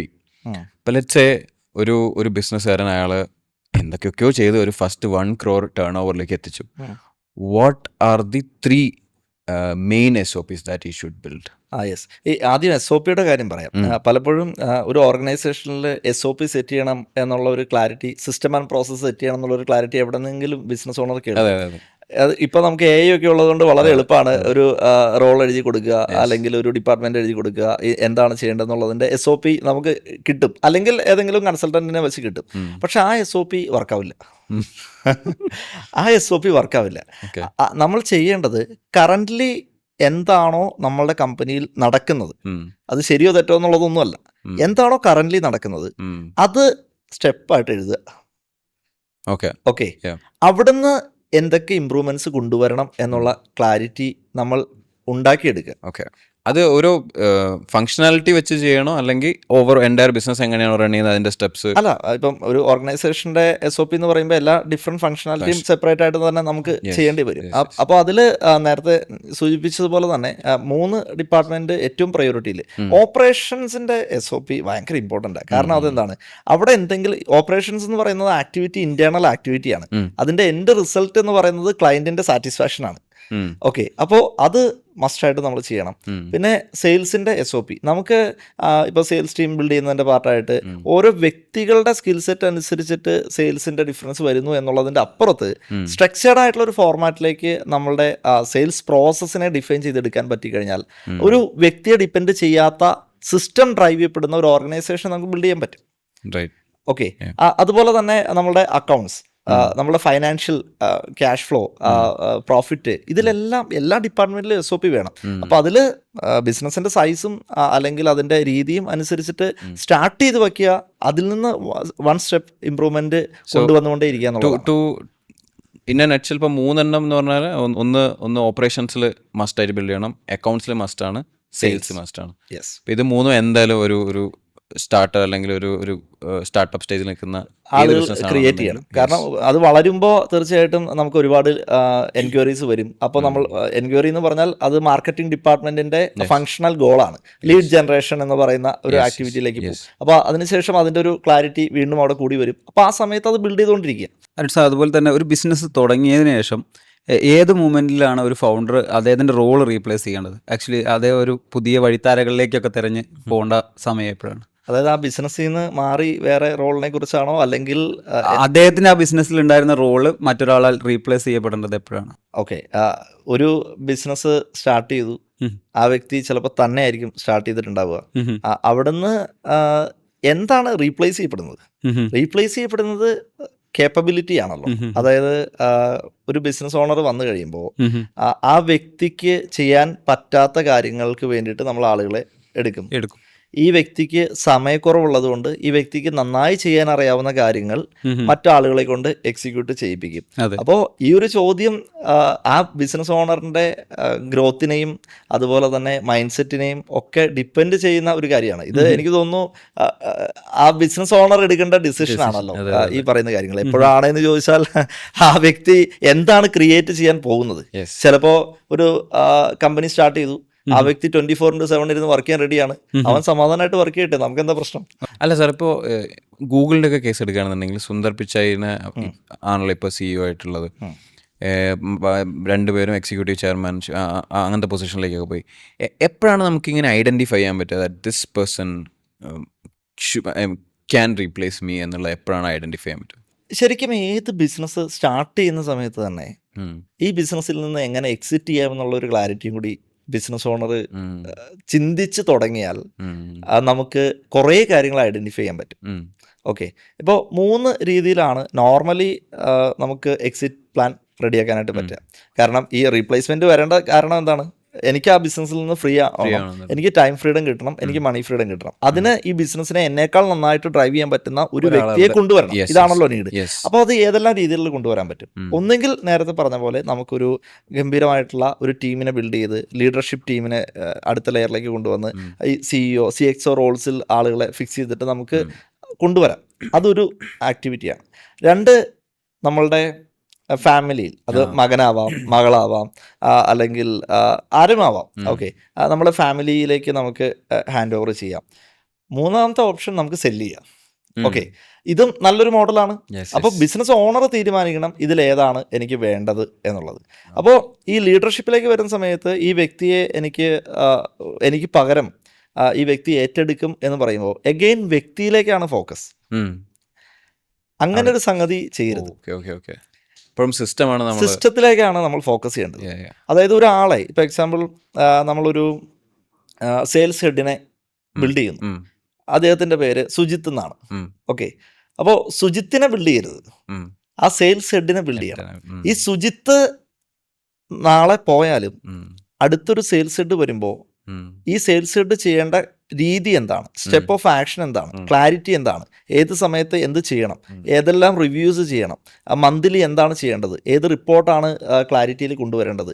ഇങ്ങനെ തീർച്ചയായിട്ടും person to person skill set മാറും. അതിൻ്റെ അകത്ത് ആ ചേഞ്ച് വരുമ്പോൾ അതിൻ്റെതായിട്ടുള്ള പെയിനും ഉണ്ടാവും. ഇതൊക്കെ റിയാലിറ്റിയാണ്. പക്ഷെ വളരെ സ്പീഡായിട്ട് ആ ഒരു ചേഞ്ചിനെ അക്സെപ്റ്റ് ചെയ്യാൻ പറ്റുന്ന ഒരു സിസ്റ്റത്തിലേക്ക് ആളുകൾ എത്തുക എന്നുള്ളതാണ്. അപ്പോൾ ഇന്ന വ്യക്തി എന്ന് പറയുമ്പോൾ തീർച്ചയായിട്ടും ആ ഓർഗനൈസേഷനെ ഡ്രൈവ് ചെയ്യാനും സ്കെയിൽ ചെയ്യാനും പറ്റുന്ന കേപ്പബിലിറ്റിയെ ബിൽഡ് ചെയ്യുന്ന മെട്രിക്സ് നമുക്കുണ്ടാവണം.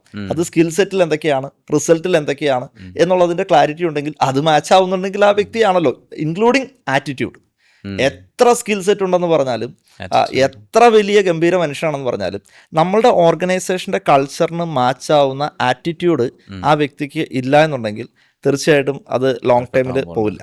അപ്പോൾ ഇത്തരം കാര്യങ്ങളെ ഇവാലുവേറ്റ് ചെയ്യാനായിട്ടുള്ള പെർഫോമൻസ് മാനേജ്മെൻറ്റ് സിസ്റ്റം അവിടെ ഉണ്ടാക്കിയെടുക്കുക എന്നുള്ളതാണ്. സാർ ഇപ്പം ആറ്റിറ്റ്യൂഡിനെ പറ്റി സംസാരിച്ചു.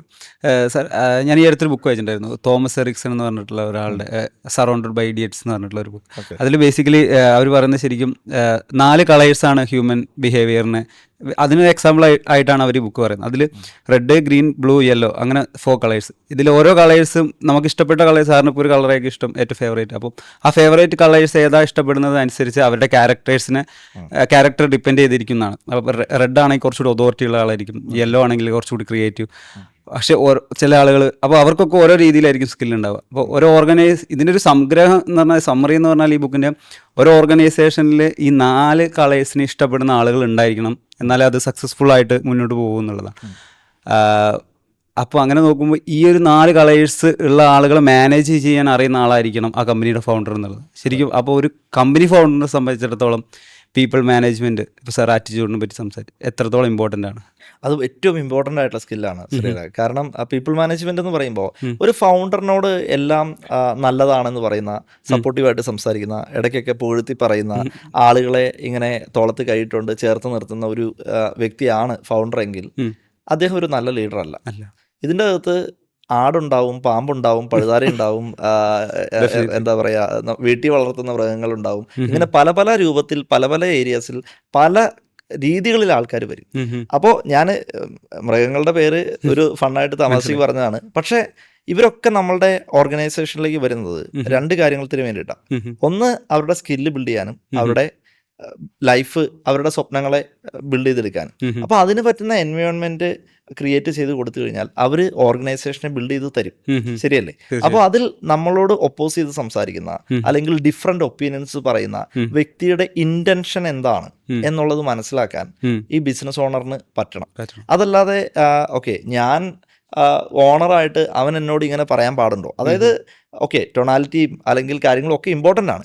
പക്ഷെ എപ്പോഴും അതിൻ്റെ മുകളിൽ മെച്യൂർഡായിട്ട് ഈ പറഞ്ഞ കാര്യത്തിൽ എന്തെങ്കിലും ഫാക്റ്റ് ഉണ്ടോ എന്ന് ചിന്തിക്കാനും, അതേസമയം ചിലപ്പോൾ ഒരു ഡിപ്പാർട്ട്മെൻറ്റിലുള്ള ഒരു എംപ്ലോയി സംസാരിക്കുന്നത് മറ്റ് ഡിപ്പാർട്ട്മെൻറ്റിലുള്ള ഒരാൾക്ക് ഇഷ്ടപ്പെട്ടു എന്ന് വരത്തില്ല.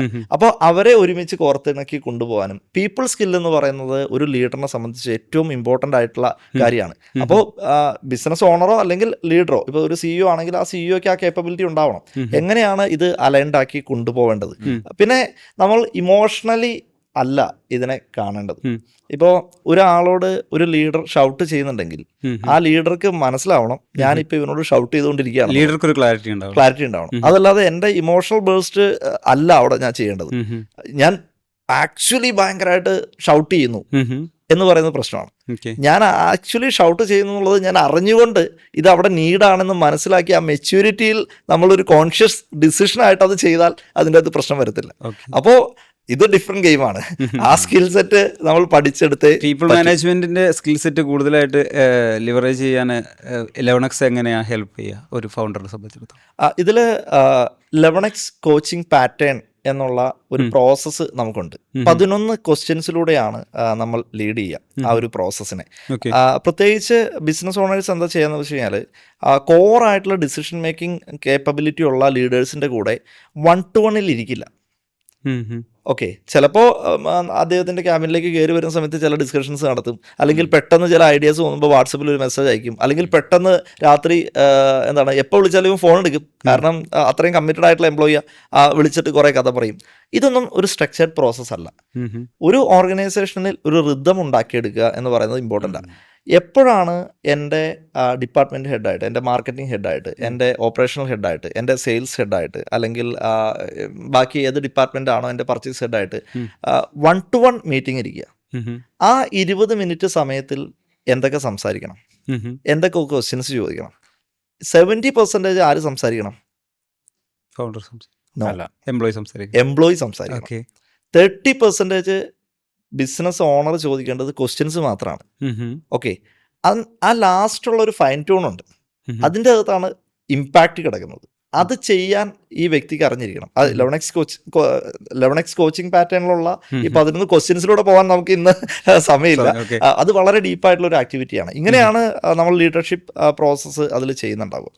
സാർ, ഇപ്പോൾ ഒരുപാട് ബിസിനസ്സിനെ കോച്ച് ചെയ്തിട്ടുണ്ടാവില്ല. അപ്പോൾ ഇപ്പോൾ MSMEയിലൊക്കെ കുറേ ബിസിനസ്സസ് സാറിൻ്റെ അടുത്ത് വന്ന സമയത്ത് അത് ഔട്ട്സൈഡ് ഭയങ്കര ഫാൻസി ആയിട്ട് എല്ലാം വർക്കിംഗ് ആയിട്ടും പ്രോപ്പറായിട്ടും ചിലപ്പോൾ കാണുന്നുണ്ടാവും. പിന്നെ അതിൻ്റെ നമ്പേഴ്സിലേക്ക് കുറച്ചുകൂടി ഡീപ്പായിട്ട് ഇറങ്ങിയപ്പോഴായിരിക്കും അതിൽ പല പ്രശ്നങ്ങളും റോട്ടിങ് ആയിട്ടുള്ള പല ഇഷ്യൂസും ഫൈൻഡ് ഔട്ട് ചെയ്യാൻ പറ്റും. അങ്ങനെ എന്തെങ്കിലും ഇപ്പോൾ ഓർത്തെടുക്കാൻ പറ്റുന്നുണ്ടോ? എത്ര എണ്ണം വേണം ജിജിൻ? എത്ര എണ്ണം വേണം? കോമൺ ആയിട്ട് എന്താണ് ശരിക്കും ഇവിടെ? ഞാനൊരു കാര്യം പറയാം ജിജിൻ, നമ്മൾ ഈ പുറമെ കാണിക്കുന്ന ആളുകളല്ല ബിസിനസ് ഓണേഴ്സ്. പുറമെ കാണുന്ന ഓർഗനൈസേഷനുമല്ല ആ കമ്പനി. കാരണം ഇത് പറയാനായിട്ടുള്ള എല്ലാ അവകാശവും എനിക്കുണ്ടെന്ന് ഞാൻ വിചാരിക്കുകയാണ്. കഴിഞ്ഞ 20,000 മണിക്കൂറിന് മുകളിൽ ഈ 6 വർഷത്തിൽ 1-to-1 അത്രയും കോൺഫിഡൻഷ്യാലിറ്റിയിൽ ഇരുന്ന് അത്രയും ട്രസ്റ്റോടുകൂടി നമ്മളെ വിശ്വസിച്ച് വരുന്ന ക്ലയൻസിൻ്റെ കൂടെ സംസാരിക്കുമ്പോൾ ഇനീഷ്യൽ ഫേസിൽ നമ്മൾ ഇതെല്ലാം കണ്ട് വന്നിട്ടുണ്ട് ഓരോ കമ്പനിയുടെ ജേണിയിൽ. അപ്പോൾ അതിൽ എന്താ സംഭവിക്കുന്നതെന്ന് വെച്ചിട്ടുണ്ടെങ്കിൽ, ഇപ്പോൾ എക്സാമ്പിൾ പറയുകയാണെങ്കിൽ ഒരു ക്ലയൻറ്റ് ഗംഭീരമായിട്ടുള്ള പേഴ്സണാലിറ്റി, ഒരു എന്താ പറയുക, ആ വ്യക്തിയുടെ ബ്രാൻഡ് അടിപൊളിയാണ്, കസ്റ്റമർ സാറ്റിസ്ഫാക്ഷൻ ഭയങ്കര ഹ്യൂജാണ്, പാഷൻ ഭയങ്കര പാഷനേറ്റ് ആയിട്ടുള്ള ആളാണ്. എനിക്ക് തോന്നുന്നു ഒരു വർഷങ്ങളായിട്ട് ഒരു 10-20 വർഷം 30 വർഷമൊക്കെ ഉള്ളൊരു ബിസിനസ് പാരമ്പര്യവും എക്സ്പീരിയൻസും ഒക്കെ അദ്ദേഹത്തിനുണ്ട്. ഇന്ന് ഇപ്പോൾ നമ്മൾ സംസാരിച്ചുകൊണ്ടിരിക്കുന്ന ഈ ദിവസം രാവിലെ എൻ്റെ ക്ലയൻറ്റ് സക്സസ് മാനേജർ വിളിച്ചു. അദ്ദേഹത്തിൻ്റെ പ്രോസസ്സിൻ്റെ ഒരു ഓൺബോർഡിങ് എടുക്കുന്ന സമയത്ത് നിങ്ങൾ പറയുന്നൊന്നും എനിക്ക് കേൾക്കാൻ സമയമില്ല, ഞാൻ പ്രശ്നത്തിലാണ്, ഞാൻ അതിനു വേണ്ടിയിട്ടാണ് വന്നതെന്ന് പറഞ്ഞ് ഷൗട്ട് ചെയ്യാണ്. എന്തായുള്ള പ്രശ്നം? പ്രോബ്ലം, ഇദ്ദേഹത്തിൻ്റെ പ്രോബ്ലം ഒരുപാടാണ്. അതായത് പല ഡിപ്പാർട്ട്മെന്റിലും അദ്ദേഹം ഉദ്ദേശിക്കുന്ന രീതിയിലല്ല പോകുന്നത്. അദ്ദേഹത്തിന്റെ കൂടെ ഉണ്ടാവുന്ന ആളുകളുടെ ഒരു ഇന്റൻഷൻ ഏത് ലെവലിലൊക്കെ ആണ് എന്നുള്ളതിന്റെ ഡൗട്ട്, അങ്ങനെ പല പല പ്രശ്നങ്ങളാണ്. ഓക്കെ, പക്ഷെ ഇതൊന്നും എക്സ്പ്രസ് ചെയ്യാൻ ഈ മനുഷ്യന്റെ ഒരു സ്പേസ് ഇല്ല. ഇതാരോടും പറയാൻ പറ്റില്ല. ഓക്കെ, അപ്പോ ഇങ്ങനെ ഇത് ഒരു ചെറിയ സ്റ്റോറി, ഇതുപോലെ അനേകായിരം സ്റ്റോറി തീർച്ചയായിട്ടും ഉണ്ടല്ലോ. അതിൽ എന്തായാലും ഒരു 100-400 സ്റ്റോറി ഞാൻ കേട്ടിട്ടുണ്ട്. ഓക്കെ, അപ്പോൾ അവിടുന്ന് തീർച്ചയായിട്ടും ഒരു ഹയർ മെച്യൂരിറ്റിയിലേക്ക് ഒരു ബിസിനസ് ഓണറിന്റെ ഇമോഷണൽ ഷിഫ്റ്റ് എന്ന് പറയുന്നത് ഭയങ്കര ഇമ്പോർട്ടൻ്റ് ആണ്. കാരണം പുറമേ നിന്ന് നോക്കുമ്പോൾ തീർച്ചയായിട്ടും നമ്മൾ ഫൈനാൻഷ്യൽ നമ്പേഴ്സിൽ ഏറ്റവും കൂടുതൽ ഡീപ്പായിട്ട് വർക്ക് ചെയ്യുന്ന ഒരു ഓർഗനൈസേഷനാണ് 11x കമ്പനി. അതിൻ്റെ അപ്പുറത്ത് ഒരു ലെയർ ഉണ്ട്. ഇമോഷണലി നമ്മളുടെ ഓർഗനൈസേഷനെ ഡ്രൈവ് ചെയ്യാൻ എങ്ങനെയാണ് എന്നുള്ളതിൻ്റെ ക്ലാരിറ്റി ഇല്ലാതെ പോയി കഴിഞ്ഞിട്ടുണ്ടെങ്കിൽ ബിസിനസ് ഓണറിന് എന്തെല്ലാം പ്രശ്നങ്ങളാണ്. ചിലപ്പോൾ ഫാമിലിയിൽ ഉണ്ടാകുന്ന ചലഞ്ച് ബിസിനസ്സിനെ ഇമ്പാക്റ്റ് ചെയ്യും. ചിലപ്പോൾ പാർട്ട്ണർ തമ്മിൽ ഭയങ്കര അടിപൊളിയായിട്ട് ബിസിനസ് പോകുന്നുണ്ടെങ്കിൽ പോലും ഇവൻ്റെ ഉള്ളിൽ എന്തെങ്കിലും ഒരു കരട് കയറി കഴിഞ്ഞിട്ടുണ്ടെങ്കിൽ ഒരു അൺടോൾഡ് പ്രോബ്ലംസ് എന്ന് പറയുന്ന പോലെ ഉള്ളത് അത് ഉള്ളിൽ കിടന്ന് വലുതാവും. ഇതൊക്കെ ഇറക്കി വെക്കണ്ടേ? ഇത് ശരിയാണോ? ചിലപ്പോൾ ഏറ്റവും സെക്കൻഡ് പേഴ്സൺ ആയിരിക്കും, എല്ലാം അടിപൊളിയായിട്ട് ബിൽഡ് ചെയ്ത് കൊണ്ടുപോകുന്ന ഒരു ആളായിരിക്കും. പക്ഷെ അവിടെ ഒരു ഗ്യാപ്പ് വന്നു കഴിഞ്ഞിട്ടുണ്ടെങ്കിൽ എന്താ സംഭവിക്കുന്നത്? ആ ഓർഗനൈസേഷന്റെ ഗ്രോത്തിനെ കുറിച്ചല്ലല്ലോ ഡിസ്കഷൻ, പിന്നെ ഉള്ളിൽ കിടക്കുന്നത് പ്രോബ്ലമാണ്. ചിലപ്പോൾ എന്താണ് ഫണ്ടിന്റെ പ്രശ്നങ്ങളായിരിക്കാം, അല്ലെങ്കിൽ നേരത്തെ പറഞ്ഞ പോലെ ബിസിനസ് ഓണറിന്റെ പേരിനേക്കാൾ കൂടുതൽ ആ ടീമിലുള്ള പല ലീഡേഴ്സിന്റെ പേര് കേൾക്കുമ്പോൾ ബിസിനസ് ഓണറിന് ഈഗോ അടിച്ചാൽ തീർന്നു അല്ലേ? ഇനി ഡിപ്പാർട്ട്മെന്റിൽ വേറൊരാളുടെ പേര് അപ്രീഷിയേറ്റ് ചെയ്യപ്പെടുന്നു, മറ്റേ ഡിപ്പാർട്ട്മെന്റ് തളർന്നു പോകുന്നു. എന്തെല്ലാം പ്രശ്നങ്ങളാണ് ബിസിനസ് ഓണേഴ്സിന്. സ്ട്രക്ചറും നമ്പേഴ്സും ഒക്കെ അപ്പുറത്ത് ഒരുപാട് കാര്യങ്ങളുണ്ടല്ലോ. അപ്പൊ ഇത് എങ്ങനെ ഡ്രൈവ് ചെയ്യണം? ഇത് ബിസിനസ് എന്ന് പറഞ്ഞാൽ, ബിസിനസ് ഓണറിന്റെ ജേണി എന്ന് പറഞ്ഞാൽ പുറമെ കാണുന്നത് പോലുള്ള ഗ്ലാമർ ഇല്ല. ഓക്കെ, അത് ആ ഗെയിമിലേക്ക് ഇറങ്ങുമ്പോൾ അതിനെ ഏറ്റെടുക്കാനായിട്ടുള്ള ഒരു വിൽ പവർ ബിൽഡ് ചെയ്ത് എടുത്തിട്ട് അതിനെ സ്മൂത്തായിട്ട് കൊണ്ടുപോകുന്ന ബിസിനസ് ഓണേഴ്സ് ശരിക്കും നമ്മളുടെ ഈ ഒരു നാടിനെ ക്രിയേറ്റ് ചെയ്യുന്ന ആൾക്കാരാണ്. അതുകൊണ്ടാണ് എനിക്ക് ഇവരോട് ഇത്രയും റെസ്പെക്ട്. അതാണ് ജിജിൻ. ഓക്കെ, ഒരു ടീമിനെ സംബന്ധിച്ചിടത്തോളം സാറ് ആ ടീമിൻ്റെ ഫൗണ്ടേഴ്സിനോടും അതിൽ തന്നെയുള്ള ടീമിലെ പല അംഗങ്ങളോടും കോർ ടീമിനോടൊക്കെ സംസാരിച്ചിട്ടുണ്ടാകും. അപ്പോൾ ഏറ്റവും കൂടുതൽ സ്ട്രെസ് എടുക്കുന്നത് എംപ്ലോയർ ആണെന്ന് പറഞ്ഞാൽ റൈറ്റ് ആയിരിക്കും? എംപ്ലോയർ ആണല്ലോ. ഓക്കെ, എംപ്ലോയർ ആണല്ലോ എന്ന് വെച്ച് കഴിഞ്ഞാൽ അദ്ദേഹത്തിനൊരു വിഷൻ ഉണ്ട്, ഇത് അച്ചീവ് ചെയ്തെടുക്കുകയും വേണം. തീർച്ചയായിട്ടും ഞാൻ കണ്ടിട്ടുള്ള ഒരു വിധപ്പെട്ട എല്ലാ ബിസിനസ് ഓണേഴ്സിനും സ്വന്തം ടീമിനെ ബിൽഡ് ചെയ്യണമെന്ന് ആഗ്രഹിക്കുന്ന, അല്ലെങ്കിൽ അവരുടെ ലൈഫും ഗ്രോത്തിലേക്ക് വരണമെന്ന് ആഗ്രഹിക്കുന്ന ആളുകൾ തന്നെയാണ്. പക്ഷെ അത് പലപ്പോഴും ചെയ്യാൻ പറ്റാത്തതിന്റെ റീസൺ, ഇദ്ദേഹം ഉദ്ദേശിക്കുന്ന സ്പീഡിലേക്ക് പോകുന്നില്ല, അദ്ദേഹം ആഗ്രഹിക്കുന്ന ലെവലിൽ നമ്മൾ ക്യാഷ്, ആ റിച്ച് ഓർഗനൈസേഷനെ ബിൽഡ് ചെയ്യാൻ പറ്റുന്നില്ല, ഈ സ്റ്റാഗ്നൻസിൽ നിൽക്കുന്നു, അല്ലെങ്കിൽ ആവറേജ് മൈൻഡ് സെറ്റിലുള്ള എംപ്ലോയീസ്. അപ്പൊ ഇതൊക്കെ പല ചലഞ്ചസ് ആണ്. അപ്പൊ ആ സ്പേസ് എങ്ങനെ ഉണ്ടാക്കി കൊടുക്കും? ഇത് രണ്ട് രീതിയിലാണ്. ഇതൊക്കെ ഒരു സൈഡിൽ ബിസിനസ് ഓണർ ആഗ്രഹിക്കുമ്പോഴും അതിനുള്ള സ്പേസ് എങ്ങനെ ഉണ്ടാക്കി കൊടുക്കണം എന്നുള്ളതിന്റെ ക്ലാരിറ്റി പല ബിസിനസ് ഓണേഴ്സിനും ഇല്ല. ഏത് വരെ ഫ്രീഡം കൊടുക്കാം, ഏത് ലെവൽ വരെ നമുക്ക് ഡിസ്കഷനെ കൊണ്ടുപോവാം, ആ വ്യക്തിക്ക് എങ്ങനെയാണ് ലീഡർഷിപ്പിലേക്ക് ഒരു ഓപ്പർച്യൂണിറ്റി കൊടുക്കുക, ഈ ക്ലാരിറ്റി ക്രിയേറ്റ് ചെയ്യപ്പെട്ടുകൊണ്ടേയിരിക്കണം. സാർ, ഞാൻ എൻ്റെ എക്സ്പീരിയൻസ് പറയുന്നത്, ഞാൻ 2023 ജൂലൈയിലാണ് 11x ജോയിൻ ചെയ്യുന്നത്. അപ്പോൾ ആദ്യത്തെ 2 വർഷം ഫൈനാൻസ് ആയിരുന്നു, അതായത് ഫൈനാൻഷ്യൽ നമ്പേഴ്സിലുള്ള ക്ലാരിറ്റി ആയിരുന്നു. ഇപ്പോൾ എനിക്ക് ഏറ്റവും ഇഷ്ടമുള്ള പരിപാടി ഫൈനാൻഷ്യൽ നമ്പേഴ്സ് നോക്കുക, തീരെ ഇഷ്ടമുള്ള പരിപാടിയായിരുന്നു ബിഫോർ.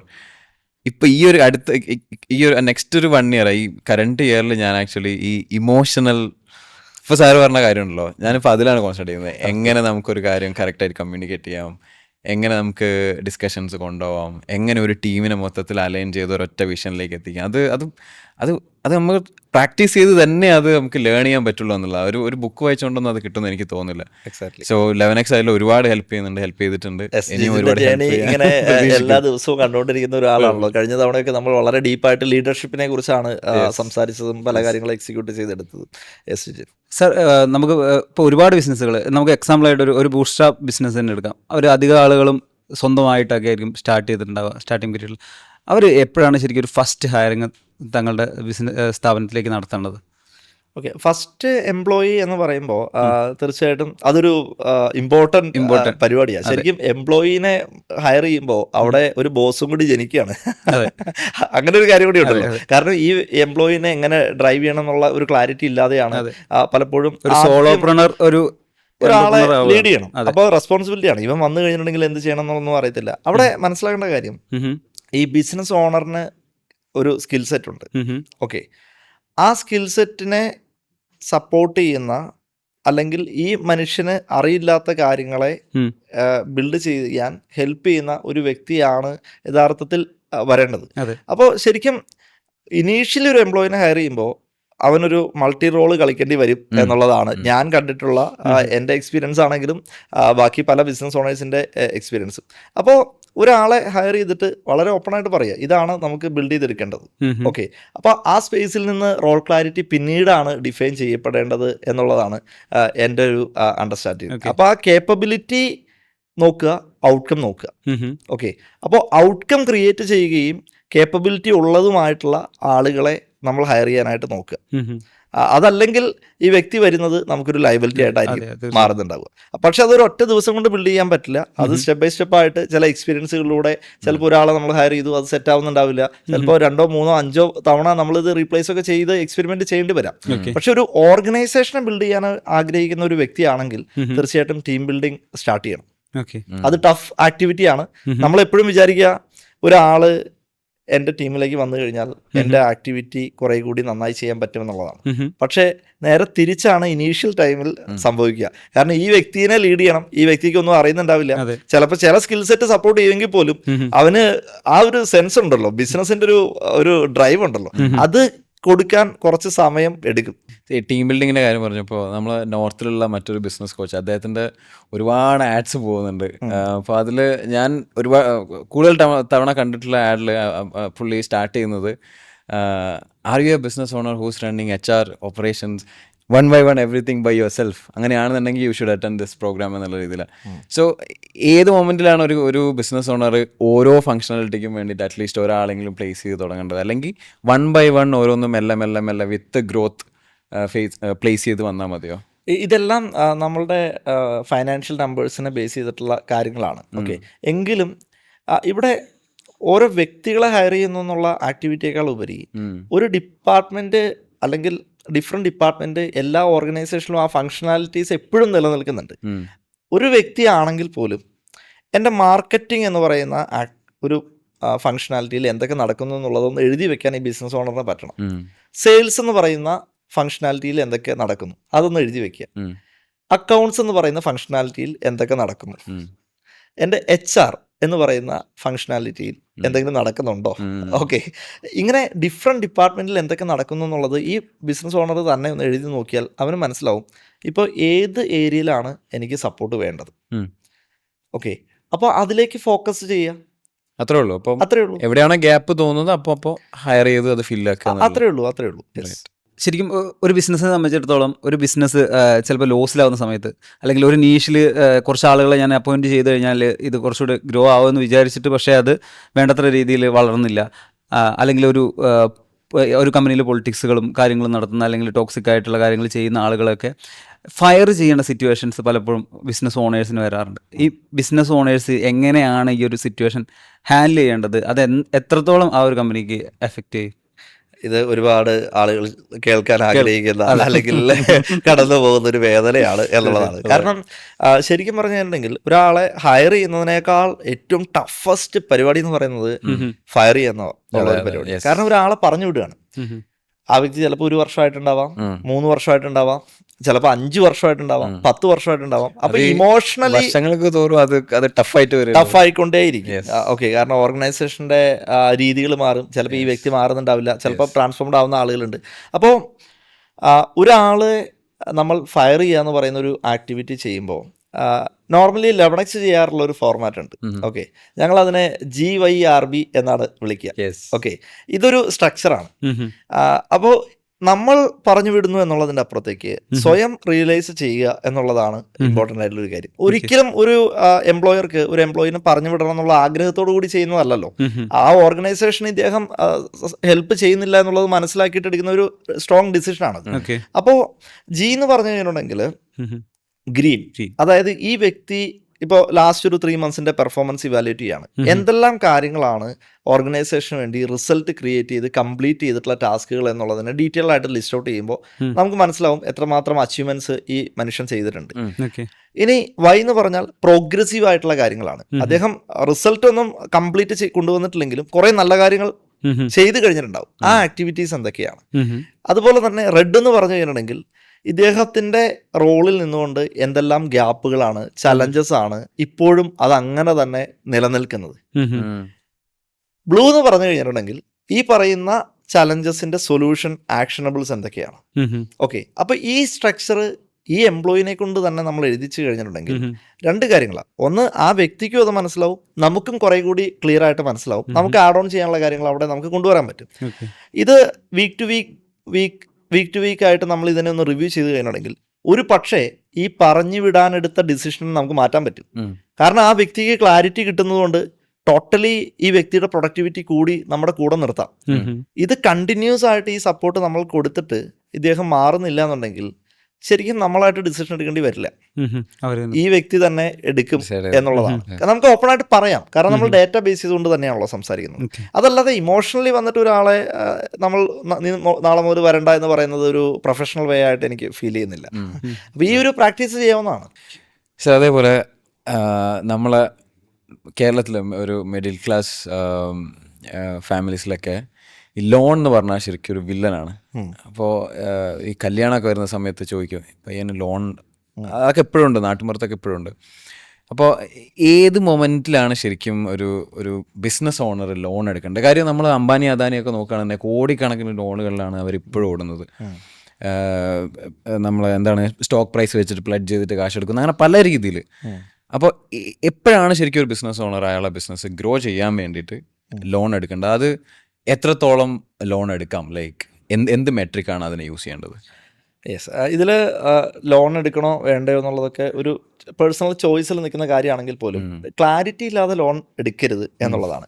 കാരണം നമ്മുടെ ബിസിനസ് ഡ്രൈവ് ചെയ്ത് പോകുന്ന സമയത്ത് പല ഫൈനാൻഷ്യൽ ചലഞ്ചസ് വരാം. അപ്പോൾ കമ്പനിയുടെ ഓപ്പറേഷൻസിനെ ഡ്രൈവ് ചെയ്യാൻ വേണ്ടി നമ്മളൊരു വലിയ ലോൺ എടുത്ത് വയ്ക്കുന്നത് ഒരിക്കലും ഞാൻ എഗ്രി ചെയ്യുന്ന ഒരു കാര്യമല്ല. ഓപ്പറേഷൻസിനെ ഡ്രൈവ് ചെയ്യാൻ ലോൺ എടുക്കരുത്. കാരണം എന്താണെന്ന് വെച്ച് കഴിഞ്ഞിട്ടുണ്ടെങ്കിൽ നമ്മൾ ഓപ്പറേഷൻസിന് പ്രോപ്പറായിട്ട് ഡ്രൈവ് ചെയ്യാൻ അറിയാത്തത് കൊണ്ടാണല്ലോ നമുക്ക് ഉദ്ദേശിച്ച ഒരു ഫണ്ട് ഫ്ലോ നമുക്ക് കിട്ടാത്തത്. അപ്പോൾ അവിടെ എങ്ങനെയാണ് നമ്മൾ വീണ്ടും സ്ട്രക്ചേർഡ് ആയിട്ട് എൻ്റെ ഓർഗനൈസേഷനെ ഡ്രൈവ് ചെയ്യുക എന്നുള്ളതിൻ്റെ ഒരു ക്ലാരിറ്റി സമയം എടുത്ത് തന്നെ ബിൽഡ് ചെയ്യുക എന്നുള്ളതാണ് ഞാൻ പറയുന്ന ഒരു കാര്യം. ഓക്കെ, ഇനി എക്സ്പാൻഷൻ്റെ പാർട്ടായിട്ട് തീർച്ചയായിട്ടും ഗംഭീരമായിട്ടുള്ള ഒരു പ്രോഫിറ്റബിലിറ്റിയെ ഡ്രൈവ് ചെയ്യാൻ, ക്യാഷ് ഫ്ലോ ക്രിയേറ്റ് ചെയ്യാൻ പറ്റുന്ന ഒരു കമ്പനിയായിട്ട് ഞാൻ ബിൽഡ് ചെയ്ത് അതിനെ കുറെ കൂടി അടുത്ത ലെയറിലേക്ക് കൊണ്ടുപോകാൻ പറ്റുന്ന ഒരു പോസിബിലിറ്റിക്ക് വേണ്ടിയിട്ട് നമ്മളൊരു ഫൈനാൻഷ്യൽ സപ്പോർട്ട് എടുക്കുന്നതിൽ തെറ്റില്ല. ഫണ്ട് എടുക്കുമ്പോഴും വ്യക്തമായിട്ടുള്ള ക്ലാരിറ്റി വേണം. ഇത് എന്തിനാണ് യൂസ് ചെയ്യുന്നത്, ഇത് ഇവിടെ ഇൻവെസ്റ്റ് ചെയ്യപ്പെട്ടാൽ ഇത് എപ്പോഴാണ് ഇതിന്റെ റിട്ടേൺ നമുക്ക് കിട്ടുക, ഇതിൽ എത്ര സമയം, റിസോഴ്സസ്, എത്ര ആളുകൾ ആവശ്യമാണ്, എത്ര സമയം ആവശ്യമാണ്, എത്ര എഫേർട്സ് ആവശ്യമാണ്. ഈ സ്ട്രക്ചേർഡ് ആയിട്ടുള്ള ക്ലാരിറ്റിയിലാണ് നമ്മൾ ഒരു സപ്പോർട്ട് ഫൈനാൻഷ്യലി ഒരു സ്ഥലത്തുനിന്ന് എടുക്കേണ്ടത് ആവശ്യമാണെങ്കിൽ. ഒരു 1 crore ടേൺ ഓവർ ഒരു ബിസിനസ് ഓണറിന് ശരിക്കും ഏകദേശം എന്ത് എമൗണ്ട് വരെയൊക്കെ ലോൺ എടുക്കാം?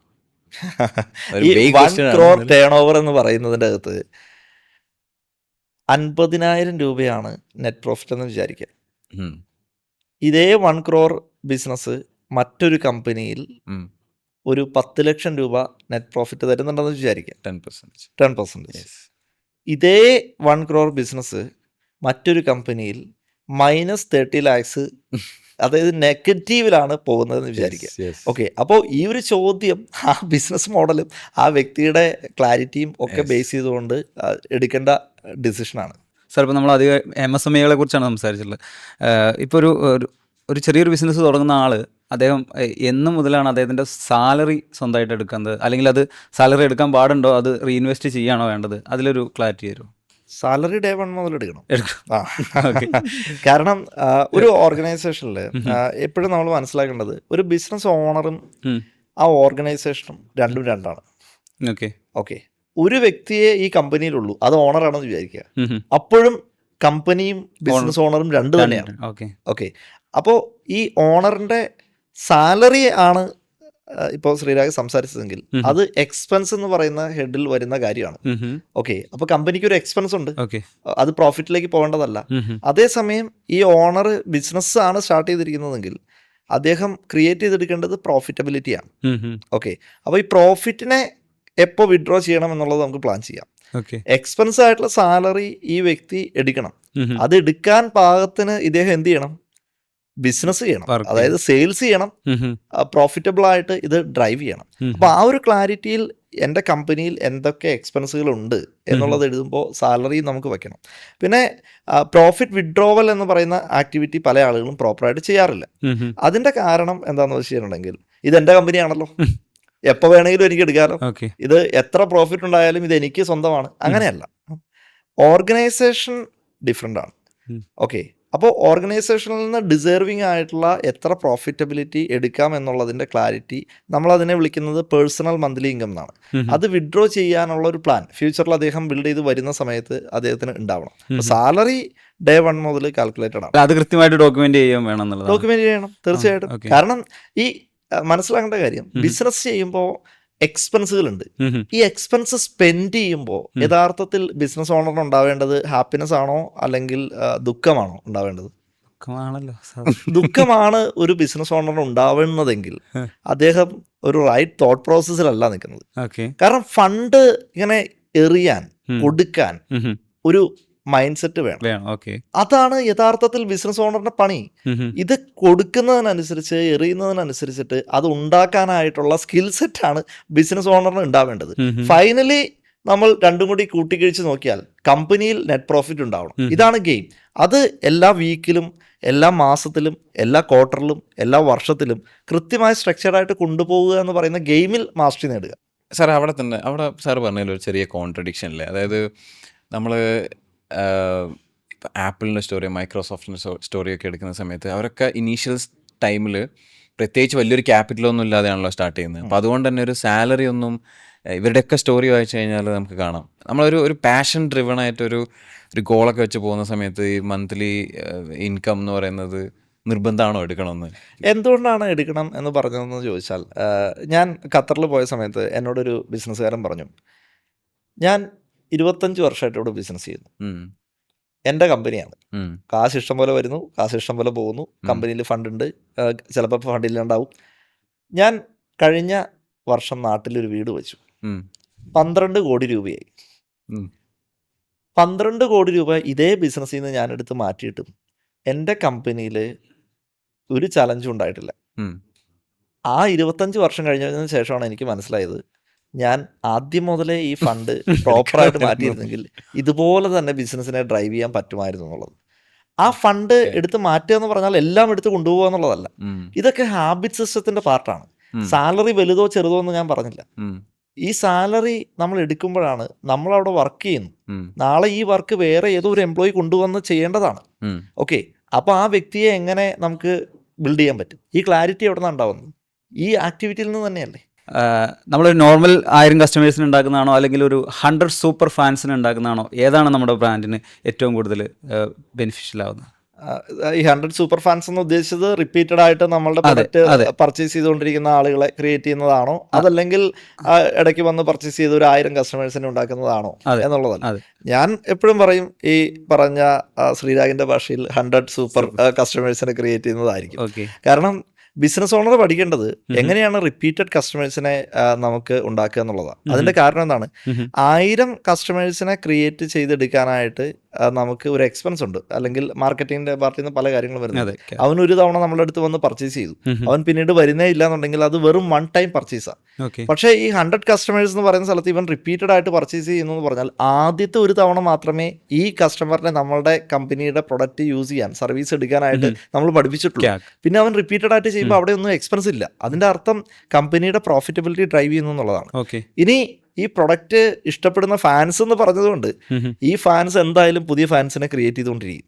അവിടെയും നമുക്ക് എക്സ്പെൻസ് ഇല്ല എന്നുള്ളതാണ്. അപ്പോൾ ഉറപ്പായിട്ടും ആൻസർ നമുക്കറിയാലോ. ഇപ്പോഴത്തെ കാലത്ത് സർ പുതുതായിട്ട് വരുന്ന എല്ലാ ഫൗണ്ടേഴ്സും ദർ ഓഫ് വിസിബിലിറ്റിക്ക് ഒരുപാട് ക്രേവ് ചെയ്യുന്ന ആൾക്കാരാണ്. സർ, ഏത് മൊമെന്റിലാണ് ഈ വിസിബിലിറ്റി ഒരു പ്രശ്നമായിട്ട് മാറുക ഒരു സ്മോൾ MSME സംബന്ധിച്ചിടത്തോളം? വിസിബിലിറ്റി പ്രശ്നമാണോ എന്ന് ചോദിച്ചാൽ അത് ശരിക്കും എന്താ പറയുക, ഈ 20s തോട്ട് പ്രോസസ് ആയിരിക്കില്ല 30s തോട്ട് പ്രോസസ് ആയിരിക്കില്ല ഒരു പക്ഷേ 40s. ഓക്കെ, എനർജി പല ആളുകളെയും ഡിപ്പെൻഡ് ചെയ്തിരിക്കും. അതേ ചിന്തയായിരിക്കില്ല 50s വരുന്നത്. അപ്പോൾ വിസിബിലിറ്റി എന്ന് പറയുന്ന ഒരു ക്രേവിംഗ് ഉള്ള ഒരാൾ മനസ്സിലാക്കേണ്ട കാര്യം, അദ്ദേഹം എന്തിനാണ് ഈ വിസിബിലിറ്റി ക്രിയേറ്റ് ചെയ്യുന്നത് എന്നുള്ളതിൻ്റെ ഒരു അണ്ടർസ്റ്റാൻഡിങ് ഉണ്ടാവണം എന്നുള്ളതാണ്. ഫെയിമിന് വേണ്ടിയിട്ടാണോ അതെയോ സക്സസിന് വേണ്ടിയിട്ടാണോ? ഫെയിമിന് വേണ്ടിയിട്ടാണ് ഇദ്ദേഹം ഈ വിസിബിലിറ്റി ബിസിനസ് ഓണർ ക്രിയേറ്റ് ചെയ്തുകൊണ്ടിരിക്കുന്നതെങ്കിൽ അത് അദ്ദേഹത്തിന്റെ ബിസിനസിനെ സപ്പോർട്ട് ചെയ്യുന്നില്ലെങ്കിൽ ഉറപ്പായിട്ടും അതൊരു ട്രാപ്പാണ്. കുറെ കഴിയുമ്പോൾ അദ്ദേഹം ആ റിയലൈസേഷനിലേക്ക് വരും. കാരണം ഫെയിമും സക്സസും രണ്ടാണ്. വിസിബിലിറ്റിയുടെ ആവശ്യം നിർബന്ധമല്ല സക്സസ് ഉണ്ടാക്കാൻ. വിസിബിലിറ്റി സക്സസിന് സപ്പോർട്ട് ചെയ്യുന്നുണ്ട് എന്നുള്ളത് കൊണ്ട് അദ്ദേഹത്തിന് വേണമെങ്കിൽ അത് ചെയ്യാം. ഓക്കെ, അപ്പോൾ ഇത് ഡിഫറെൻറ്റ് പേഴ്സണാലിറ്റി ട്രേറ്റ്സ് ഉണ്ടല്ലോ. ഇപ്പോൾ ഷാരൂഖ് ഖാനോട് ഒരു ആൾ ചോദിച്ചു, ഈ എപ്പോഴും സെൽഫി ഒക്കെ എടുക്കാനൊക്കെ ആയിട്ട് ആളുകൾ വന്നു കഴിഞ്ഞിട്ടുണ്ടെങ്കിൽ നിങ്ങൾക്കിപ്പോൾ ഇത് ഒരു ബോറിംഗ് ആയിട്ട് തോന്നുന്നില്ലേ എന്ന് ചോദിച്ചപ്പോൾ ഷാരൂഖ് ഖാൻ പറഞ്ഞ ഒരു റിപ്ലൈ ഉണ്ട്, ഞാൻ ഈ ഒരു പൊസിഷന് വേണ്ടിയിട്ടാണ് ഹാർഡ് വർക്ക് ചെയ്തത്, ഇതിന് എനിക്ക് സന്തോഷമുള്ളൂ. ഈ മൈൻഡ് സെറ്റ് ഉള്ള ഒരാളാണെങ്കിൽ നല്ല കാര്യമാണ്. അദ്ദേഹത്തിന്റെ സക്സസ് ക്രിയേറ്റ് ചെയ്യപ്പെട്ടിട്ട് ഈ വിസിബിലിറ്റിയിലേക്ക് പോകുന്നുണ്ടെങ്കിൽ. പക്ഷേ ഇതിന്ന് ഇറങ്ങാൻ പറ്റില്ല. ഓക്കെ, അപ്പോൾ തീരുമാനം ആദ്യം തന്നെ എടുക്കണം, എനിക്ക് എന്തിനിത് ക്രിയേറ്റ് ചെയ്യണം, അല്ലെങ്കിൽ ഇറങ്ങാൻ ആയിട്ടുള്ള സ്ട്രാറ്റജി അദ്ദേഹത്തിനുണ്ടോ. എൻ്റെ ബ്രാൻഡാണോ ഞാൻ ആദ്യം മുന്നിൽ വെക്കേണ്ടത്, അതെയോ ഞാൻ എന്ന വ്യക്തിയെയാണോ ആദ്യം മുന്നിൽ വെക്കേണ്ടത്? ഇതെല്ലാം ക്ലാരിറ്റിയോട് കൂടി ഒരു ആക്ഷനിലേക്ക് പോവുകയാണെങ്കിൽ അടിപൊളിയാണ്. അതല്ലാതെ ഇപ്പോൾ എന്താണ്, ഇത് സോഷ്യൽ മീഡിയ ലോകമാണ്, അതുകൊണ്ട് ഇത് ചെയ്തേ പറ്റൂ എന്ന് പ്രൊഫൈൽ ഉണ്ടാകണം. പല ആളുകളും പലതും വന്ന് പറഞ്ഞുകൊണ്ടിരിക്കും. ക്ലാരിറ്റി വേണ്ടത് ഈ വ്യക്തിക്കാണ്. അതിന് കുറേ ക്വസ്റ്റ്യൻസിലൂടെ പോയാൽ നല്ലതായിരിക്കും എന്നുള്ളൊരു സജഷനാണ് എനിക്കുള്ളത്. സർ, അതുപോലെ ബിസിനസ്സുകാർക്കിടയിൽ ഈ അടുത്ത് ട്രെൻഡിങ് ആയിട്ടുള്ള ഒരു വേർഡാണ് വെക്കേഷൻ ടെസ്റ്റ് എന്നുള്ളത്. ശരിക്കും ഒരു മാസം കംപ്ലീറ്റ്ലി ഓഫ്ലൈനിലായിട്ട് ഒരു വെക്കേഷൻ പോവുക ഫൗണ്ടർ. ആ സമയത്ത് കോൾസും കാര്യങ്ങളും ബാക്കിയുള്ള രീതിയിലുള്ള ഒരു കണക്ഷനും ഉണ്ടാവില്ല. ഈ സമയത്ത് ബിസിനസ് ഹെൽത്തി ആണോ എന്നുള്ളത് നോക്കുക എന്നുള്ളതാണ് ഇതിൻ്റെ ഒരു. അല്ല, വെക്കേഷൻ ടെസ്റ്റ് ശരിക്കും നല്ലൊരു പ്രാക്ടീസ് ആണ്, പക്ഷെ അത് ആര് ചെയ്യുന്നു എന്നുള്ളതാണ് ചോദ്യം. ഓക്കെ, 0 to 5 CR ഗെയിമിൽ നിൽക്കുന്ന ഒരാളും വെക്കേഷൻ ടെസ്റ്റ് ചെയ്യരുത്. First thing. ഓക്കെ, കാരണം അത് ബിൽഡിങ് ചെയ്യുന്ന ഒരു പീരീഡിൽ ഇങ്ങനെ പോയിക്കൊണ്ടിരിക്കുന്ന ഒരു സ്റ്റേജാണ്. അതിൻ്റെ ഇടയിൽ ഒരു 100 CR ഉണ്ടാക്കിയ ഒരാൾ വന്നിട്ട് പറയാണ്, ഞാൻ ഒരു മാസം മാറി നിന്നു കമ്പനി എങ്ങനെയുണ്ട് എന്ന് നോക്കാൻ. ഇവൻ ഈ പ്രാക്ടീസ് ചെയ്ത് കഴിഞ്ഞിട്ടുണ്ടെങ്കിൽ പിന്നെ വരുമ്പോൾ കമ്പനി കാണില്ല. ഓക്കെ, അപ്പോൾ 0 to 5 CR വിട്ടേരെ. അത് കഴിഞ്ഞിട്ട് തീർച്ചയായിട്ടും ആളുകൾക്ക് വെക്കേഷൻ ടെസ്റ്റ് എന്ന് പറഞ്ഞാൽ ഒരു മാസം തന്നെ ചെയ്യണമെന്നില്ല. ചിലപ്പോൾ ഒരു ദിവസം ഒന്ന് ആദ്യം ഒന്ന് മാറി നിൽക്കിട്ട് ഒന്ന് ടെസ്റ്റ് ചെയ്യും. ഒരു ദിവസം ഒന്ന് മാറി നിന്ന് ടെസ്റ്റ് ചെയ്യുമ്പോൾ നമുക്കറിയാം. ഒരാഴ്ച നമുക്ക് എടുക്കാം കുറെ കഴിയുമ്പോൾ, അത് സക്സസ്ഫുൾ ആണെങ്കിൽ. അത് കഴിഞ്ഞൊരു 10 ദിവസം, ചിലപ്പോൾ ഒരു അടുത്ത വർഷം നമുക്ക് 10 ദിവസം ഒന്ന് മാറി നിൽക്കാനായിട്ടുള്ള ഒരു പോസിബിലിറ്റി ഉണ്ടാവാം.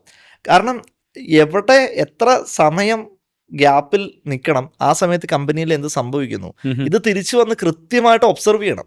അല്ലാതെ വെക്കേഷൻ ടെസ്റ്റിന്റെ ഹാങ് ഓവറിൽ എനിക്ക് കുറെ സ്ഥലം കറങ്ങാൻ പറ്റിയെന്ന് പറഞ്ഞിട്ട് ഇരിക്കരുത്. അപ്പോൾ ഈ പ്രാക്ടീസ് തീർച്ചയായിട്ടും നല്ലതാണ്. കാരണം ലീഡേഴ്സിനെ ബിൽഡ് ചെയ്യാൻ പറ്റും, ഡിസിഷൻ മേക്കേഴ്സ് ആക്കി മാറ്റാൻ പറ്റും, പല ചലഞ്ചസ് അവർ ഫേസ് ചെയ്യും. പിന്നെ ഈ വെക്കേഷൻ ടെസ്റ്റിൽ പോകുന്ന സമയത്ത് നഷ്ടങ്ങൾ ഉണ്ടാവും എന്നുള്ള ബോധ്യവും ഈ വ്യക്തിക്ക് ഉണ്ടാവണം. അതിന് റെഡി ആവണം, അല്ലെങ്കിൽ കരയേണ്ടി വരും. സാർ, ഈ ഒരു സിറ്റുവേഷൻ സാർ എന്തായാലും ഫേസ് ചെയ്തിട്ടുണ്ടാവും. സാർ, ഒരു ഫൗണ്ടറിനെ എങ്ങനെയാണ് കോച്ച് ചെയ്യുക when his wife no longer believes in business at all? ശരിക്കും ഈ ബിസിനസ് ഓണേഴ്സിന്റെ സ്വപ്നം എന്ന് പറയുന്നത് ബിസിനസ് ഓണറിന്റെ മാത്രമാണ്. യെസ്, അത് വൈഫിന്റെ അല്ല, അച്ഛന്റെയോ അമ്മയുടെയോ കുട്ടിയുടെയോ. ഏറ്റവും കൂടുതൽ നമുക്ക് ഇമോഷണൽ സപ്പോർട്ട് ഒക്കെ കിട്ടുന്നത് വീട്ടിൽ നിന്നാണല്ലോ. അവിടെ നിന്ന് ഒരു സപ്പോർട്ടും ഇല്ലാത്തൊരു അവസരത്തിൽ എങ്ങനെയാണ്? അവിടെ എന്താ പ്രോബ്ലം? അവര് ശരിക്കും ബിസിനസിനെ അല്ല സപ്പോർട്ട് ചെയ്യാത്തത്. അവര് സപ്പോർട്ട് ചെയ്യാത്തത് വെറുതെ ബിസി ആണെന്ന് പറഞ്ഞു നടക്കുന്ന ബിസിനസ് ഓണറിനെയാണ് സപ്പോർട്ട് ചെയ്യാത്തത്. ഒരു വൈഫും ഇന്ന് വരെ ബിസിനസിനെ സപ്പോർട്ട് ചെയ്യാതെ ഇരുന്നിട്ടില്ല. സ്വന്തം കാര്യങ്ങളെ കേൾക്കാൻ, ക്വാളിറ്റി ടൈം കൊടുക്കാൻ കഴിവില്ലാത്ത, കേപ്പബിലിറ്റി ഇല്ലാത്ത ബിസിനസ് ഓണേഴ്സിനെയാണ് ഭാര്യമാർ റിജക്ട് ചെയ്യുന്നത്, അല്ലെങ്കിൽ കുറ്റം പറയുന്നത്. എഗ്രി ചെയ്യുന്നുണ്ടോ? ഓക്കെ, അതായത് ഇത്രയേ ഉള്ളൂ. തീർച്ചയായിട്ടും ഒരു കാര്യം ഉറപ്പാണ്, ബിസിനസ്സുകാരൻ്റെ ലൈഫിൽ പല പല യാത്രകൾ ഇങ്ങനെ സഞ്ചരിച്ചുകൊണ്ടിരിക്കും. ഒരു എക്സ്പെക്റ്റഡ് രീതിയിൽ മാത്രം ഡ്രൈവ് ചെയ്യാൻ പറ്റില്ല. അതേസമയം ഈ വ്യക്തി ഫാമിലിക്ക്, അത് ഫാമിലി എന്ന് പറയുമ്പോൾ അദ്ദേഹം ആർക്കൊക്കെയാണോ ക്വാളിറ്റി ടൈം കൊടുക്കണമെന്ന് ആഗ്രഹിക്കുന്നത്, അത് നന്നായി റിലേഷൻ കൊണ്ടുപോകണമെന്ന് ആഗ്രഹിക്കുന്ന കണക്ഷൻ ആരാണോ ആ വ്യക്തിയിലേക്ക് തീർച്ചയായിട്ടും ഇൻവെസ്റ്റ് ചെയ്യണം. കാരണം ബിസിനസ് ഓണറിന് ടൈം പ്ലാൻ ചെയ്യാലോ. How do you define quality time? Quality time എന്ന് പറഞ്ഞിട്ടുണ്ടെങ്കിൽ ഒരു ബിസിനസ് ഓണർ ഉണ്ട്, ബിസിനസ് ഓണറിന്റെ വൈഫുണ്ട്. ഇതാണല്ലോ ക്വസ്റ്റ്യൻ. ബിസിനസ് ഓണർ വിചാരിക്കുന്നു, എൻ്റെ വൈഫിനെ എനിക്ക് ഒരു ഫോറിൻ ട്രിപ്പ് കൊണ്ടുപോയി ഹാപ്പി ആക്കാം. ഓക്കെ, ഈ വൈഫിന് വേണ്ടത് ചിലപ്പോൾ ഇത് ഒന്ന് കൂടെ ഇരിക്കുക, ചിലപ്പോൾ തൊട്ടടുത്ത ഒരു കുളത്തിൽ പോയി ചൂണ്ടയിട്ട് വർത്തമാനം പറയുക എന്നുള്ളതായിരിക്കാം വൈഫിന്റെ ക്വാളിറ്റി ടൈം. ഞാൻ ഡിഫൈൻ ചെയ്യരുത് വൈഫിന്റെ ക്വാളിറ്റി ടൈം എന്താന്നുള്ളത്. അത് ഏറ്റവും ഇമ്പോർട്ടൻ്റ് ആയിട്ടുള്ള കാര്യമാണ്. അതേസമയം ഈ ചൂണ്ടയിട്ടിരിക്കലാണ് ക്വാളിറ്റി ടൈം എന്ന് വിചാരിച്ചിട്ട് ഈ പറയുന്ന ബിസിനസ് ഓണർ അവിടെ പോയി ഇരുന്ന് കഴിഞ്ഞിട്ടുണ്ടെങ്കിൽ ചിലപ്പോൾ ഈ പറയുന്ന ഫോറിൻ ട്രിപ്പ് ആയിരിക്കാം വൈഫിൻ്റെ ക്വാളിറ്റി ടൈം. ഇത് എന്താണെന്നുള്ളതിൻ്റെ പ്രയോറിറ്റി ഐഡൻറ്റിഫൈ ചെയ്യലാണ് ഗെയിം. പിന്നെ 15 മിനിറ്റ് സമയം ഒരു ബിസിനസ് ഓണർ ഇഷ്ടപ്പെട്ടാലും ഇഷ്ടപ്പെട്ടില്ലെങ്കിലും ഭാര്യയെ കേൾക്കാൻ സമയം കണ്ടെത്തണം. കേട്ടാ മതി, ഒരു സൊല്യൂഷനും കൊടുക്കരുത്, അങ്ങോട്ട് ചലഞ്ച് ചെയ്യാൻ നിൽക്കരുത്, ഒന്നും വേണ്ട, കേൾക്കുക. അത് തന്നെ അവരെ സംബന്ധിച്ച് ഒരു മെഡിസിനാണ്. ഇത്രയും ചെയ്താൽ മതി. ഈ കേട്ടുകൊണ്ടിരിക്കുന്ന എത്ര ആളുകൾ കൃത്യമായി ഈ പറയുന്ന ആക്ടിവിറ്റി ചെയ്യുന്നുണ്ടാവും? വളരെ ചുരുക്കമായിരിക്കും. അപ്പോൾ ക്വാളിറ്റിയെ ഡിഫൈൻ ചെയ്യുക. അത് ഒരു കോ ക്രിയേഷൻ പ്രോസസ് അല്ലേ. ഒരുമിച്ചിരുന്ന് ഡിസ്കസ് ചെയ്യുക, ഫൈറ്റ് ചെയ്യുക. ആ ഫൈറ്റിൽ നിന്ന് തീർച്ചയായിട്ടും ഒരു എന്താ പറയുക, ഇണക്കം ഉണ്ടാവുന്ന ഹാപ്പിനെസ്സിനെ എൻജോയ് ചെയ്യുക, സെലിബ്രേറ്റ് ചെയ്യുക. അതൊക്കെ തീർച്ചയായിട്ടും ചെയ്തുകൊണ്ടിരിക്കുക എന്നുള്ളത് തന്നെയാണ്. പിന്നെ എല്ലാം പെർഫെക്ഷനിസം ഒരാൾക്കും പറ്റുന്നില്ല. എല്ലായിടത്തും ചലഞ്ചസ് ഉണ്ടാവും. ഫിയർ വേഴ്സസ് ഫെയ്ത്ത് ഒരു ഓണ്ടർപ്രണർ എപ്പോഴും കേൾക്കുന്ന വാക്കുകളാണ്. ശരിക്കും പലപ്പോഴും ഫെയ്ത്ത്, അതായത് തൻ്റെ തീരുമാനത്തിൽ അത്രയും ബിലീഫോട് കൂടി മുന്നോട്ട് പോയിട്ട് ടാർഗറ്റും കാര്യങ്ങളൊക്കെ അച്ചീവ് ചെയ്ത് ഒരുപാട് ഫൗണ്ടേഴ്സിനെ എനിക്ക് പോഡ്കാസ്റ്റിലും അല്ലാതെയൊക്കെ നേരിട്ട് പരിചയമുണ്ട്. സോ അത് ആ എംപ്ലോയീസിനും ഒരുപാട് ആസ്പിറേഷൻസ് ഉണ്ടാക്കുന്നുണ്ട്. പക്ഷേ എപ്പോഴെങ്കിലും സാറ് ഒരുപാട് ബിസിനസ്സുകാരെ കോച്ച് ചെയ്തിട്ടുണ്ട്. ഞാനത് അന്ന് ആ ഒരു തീരുമാനം എടുക്കാൻ പേടിച്ചതുകൊണ്ട് കൂടുതൽ ബെറ്ററായി എന്ന് തോന്നിയിട്ടുള്ള ആളുകൾ ഉണ്ടാവുമല്ലോ. അന്ന് ആ തീരുമാനം എടുത്തിട്ടുണ്ടെങ്കിൽ ചിലപ്പോൾ അത് തെറ്റായി പോയേനെ എന്ന് ചിന്തിക്കുന്ന ആളുകളുണ്ടാവും. ഇതിന് രണ്ടിനും എത്രത്തോളം പ്രാധാന്യമുണ്ട് ഒരു ബിസിനസ്സിൽ? ബിസിനസിൻ്റെ അകത്ത് നേരത്തെ പറഞ്ഞ പോലെ ഇതൊരു ഡിസിഷൻ മേക്കിങ്ങിൻ്റെ ഗെയിമാണ്. ഓക്കെ, ചില സമയങ്ങളിൽ നമ്മൾ ചില ഡിസിഷൻ എടുത്തതിന് ശേഷമായിരിക്കും പേടിക്കുന്നത്. ഓക്കെ, നേരത്തെ എക്സാമ്പിൾ പറഞ്ഞ പോലെ 1,00,000 രൂപ സാലറി കൊടുത്തിട്ടുള്ള ഒരു എംപ്ലോയിനെ എടുത്തു. ഇതിപ്പോൾ വേണമായിരുന്നോ എന്നുള്ളൊരു പേടി വരാം, അല്ലേ? അതേസമയം ഇതേ എക്സാമ്പിൾ പറയുകയാണെങ്കിൽ അങ്ങനെ ഒരു ഡിസിഷൻ എടുത്തിട്ട് കറക്റ്റ് ആളെ കിട്ടാതിരുന്നു. ഓക്കെ, അത് എടുക്കാതിരുന്നത് നന്നായി എന്ന് ചിന്തിക്കാം. ഇതേ സമയം ഇത് എടുത്തത് കൊണ്ട് നമുക്ക് കറക്റ്റായിട്ട് ഓർഗനൈസേഷനെ സ്ട്രക്ചേർഡ് ആക്കി എടുക്കാൻ പറ്റുന്ന സിറ്റുവേഷൻസ് ഉണ്ടാവാം. അപ്പോൾ ഇവിടെ അഗെയിൻ ഫിയർ, ഫെയ്ത്ത് എന്നുള്ളതിൻ്റെ ഒക്കെ അപ്പുറത്തേക്ക് ഒരു ഡിസിഷൻ എങ്ങനെ ഡ്രൈവ് ചെയ്യപ്പെടുന്നു എന്നുള്ളതിൻ്റെ ക്ലാരിറ്റിയാണ് ബിസിനസ് ഓണർ ഉണ്ടാക്കിയെടുക്കേണ്ടത്. അതേസമയം നമ്മൾ എടുത്ത ഡിസിഷനാണ് അത് റോങ് ആണ് എന്നുള്ളത് ബോധ്യപ്പെട്ട് കഴിഞ്ഞിട്ടുണ്ടെങ്കിൽ എഗെയിൻ ഡിസിഷൻ എടുക്കാനായിട്ടുള്ള കറേജ് കാണിക്കുക. അതിൽ കുടുങ്ങി നിൽക്കാതിരിക്കുക, സ്റ്റക്ക് ആവാതിരിക്കുക എന്നുള്ളതാണ് ഇമ്പോർട്ടൻ്റ് ആയിട്ടുള്ള കാര്യം. ഓക്കെ സാർ, ഇപ്പോൾ ഒരു AI ഇവല്യൂഷൻ നടന്നുകൊണ്ടിരിക്കുകയാണല്ലോ. അപ്പോൾ 11X എങ്ങനെയാണ് 11Xൻ്റെ ക്ലയൻസിന് ഒരു AI റിലേറ്റഡ് ആയിട്ട് അല്ലെങ്കിൽ AI എഡ്യൂക്കേഷൻ അങ്ങനെ എന്തെങ്കിലും പ്രൊവൈഡ് ചെയ്യുന്നുണ്ടോ? ഏറ്റവും ഇമ്പോർട്ടൻ്റ് ആയിട്ടുള്ളൊരു കാര്യം എന്ന് പറയുന്നത്, ഇപ്പം എല്ലാവരും AI എന്ന് പറയുന്നുണ്ട്, പക്ഷേ എത്ര ആളുകൾ പ്രോപ്പറായിട്ട് AI ഉപയോഗിക്കുന്നുണ്ട്? അത് ഏറ്റവും ഇമ്പോർട്ടൻ്റ് ആയിട്ടുള്ള കാര്യമാണ്. ചിലപ്പോൾ എന്താ പറയുക, ചില മൈക്ക് കിട്ടിക്കഴിഞ്ഞിട്ടുണ്ടെങ്കിൽ സംസാരിക്കാനായിട്ട് പല ടെർമിനോളജീസൊക്കെ ആളുകൾ കൊണ്ടുവരുന്നുണ്ടെങ്കിലും അതിൻ്റെ ഡെപ്തിലേക്ക് ആളുകൾ ഇറങ്ങി നിൽക്കുന്നില്ല. നമ്മൾ ഇതിനോട് യുദ്ധം ചെയ്യാൻ നിൽക്കരുത്. ഇതിൻ്റെ കൂടെ പഠിക്കുക എന്ന് പറയുന്നത് ഏറ്റവും ഇമ്പോർട്ടൻ്റ്. കാരണം ലോകം മാറിക്കൊണ്ടിരിക്കുകയാണ്. അപ്പോൾ അതുകൊണ്ട് തന്നെ AI യൂസ് ചെയ്യുക എന്ന് പറയുന്നതോടൊപ്പം AI നമ്മളെ യൂസ് ചെയ്യാതിരിക്കുക എന്നുള്ളതും ഇമ്പോർട്ടൻ്റ് ആയിട്ടുള്ള കാര്യം. കാരണം പലപ്പോഴും AI തരുന്നതിനനുസരിച്ചിട്ട് നമ്മൾ മൂവ് ചെയ്യുക എന്നുള്ളതല്ല, നമുക്ക് AI യൂസ് ചെയ്യാനായിട്ടുള്ളൊരു ബുദ്ധി വേണം.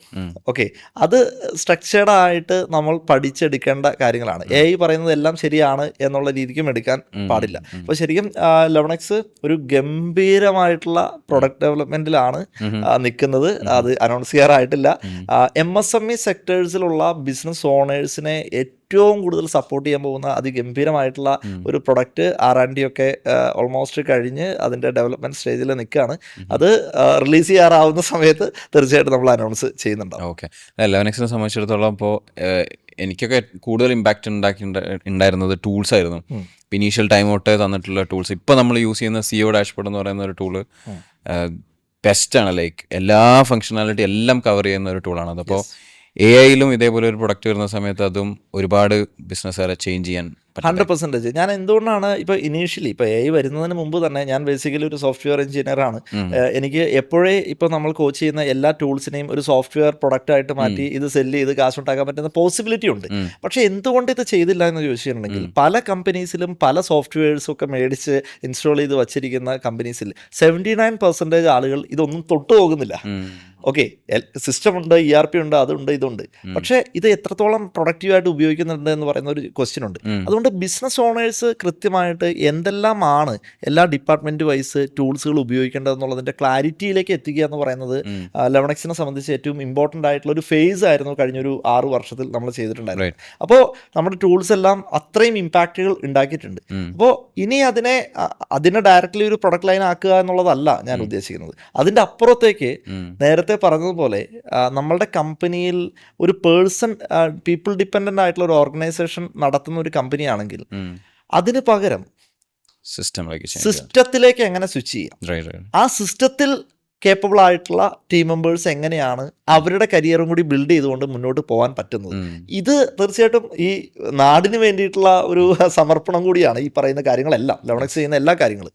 അപ്പോൾ അതിന് വേണ്ടിയിട്ടുള്ള റിസർച്ച് നടന്നുകൊണ്ടിരിക്കുന്നു. നമ്മൾ ഇത്രയും സക്സസ്ഫുൾ ആയിട്ടുള്ള ലെവണക്സ് 3D ഓപ്പറേറ്റിംഗ് സിസ്റ്റം എന്ന് പറയുന്ന ഒരു മോഡൽ പല കമ്പനീസിലും ഇംപ്ലിമെന്റ് ചെയ്ത് റിസൾട്ട് ഉണ്ടാക്കിയതുപോലെ തന്നെ ഇപ്പോൾ നമ്മൾ അതിൻ്റെ പുറകിൽ കാര്യങ്ങൾ നടക്കും. What is 3D operating system? Okay, ലെവണക്സ് 3D ഓപ്പറേറ്റിംഗ് സിസ്റ്റം എന്ന് പറഞ്ഞു കഴിഞ്ഞിട്ടുണ്ടെങ്കിൽ ഡയറക്ഷൻ, ഡേറ്റ, ഡിസിപ്ലിൻ, ഇതിലാണ് നമ്മുടെ എല്ലാ ഗെയിമും നിൽക്കുന്നത്. ഒരു ഓർഗനൈസേഷന് ഒരു കോമൺ ഒബ്ജക്റ്റീവ് ഉണ്ടാവുക, കോമൺ ഗോൾ ഉണ്ടാവുക എന്ന് പറയുന്നത് ഇമ്പോർട്ടൻ്റ് ആണ്. ഇപ്പോൾ നിങ്ങളുടെ കോർ ടീമിനെ വിളിച്ചിട്ട് എന്താണ് ഈ ഒരു ക്വാർട്ടറിൻ്റെ എക്സാക്ട്ലി നമ്മളുടെ revenue goal, net profit goal, collection goal എന്ന് ചോദിച്ചാൽ അത് പറയാൻ പറ്റുന്ന ഒരു ടീം ആണ് എങ്കിൽ, അതിനനുസരിച്ചിട്ടുള്ള ആക്ഷനബിൾസ് എടുക്കാൻ പറ്റുന്ന ക്ലാരിറ്റി ഉള്ള ആളുകളാണെങ്കിൽ ആ ഡയറക്ഷൻ പാർട്ട് ക്ലിയർ ആണ്. ഇതൊരു ക്വാർട്ടറിന് മാത്രമല്ല, മിനിമം ഒരു 3 years ഗെയിമിൽ അത് വേണം എന്നുള്ളതാണ്.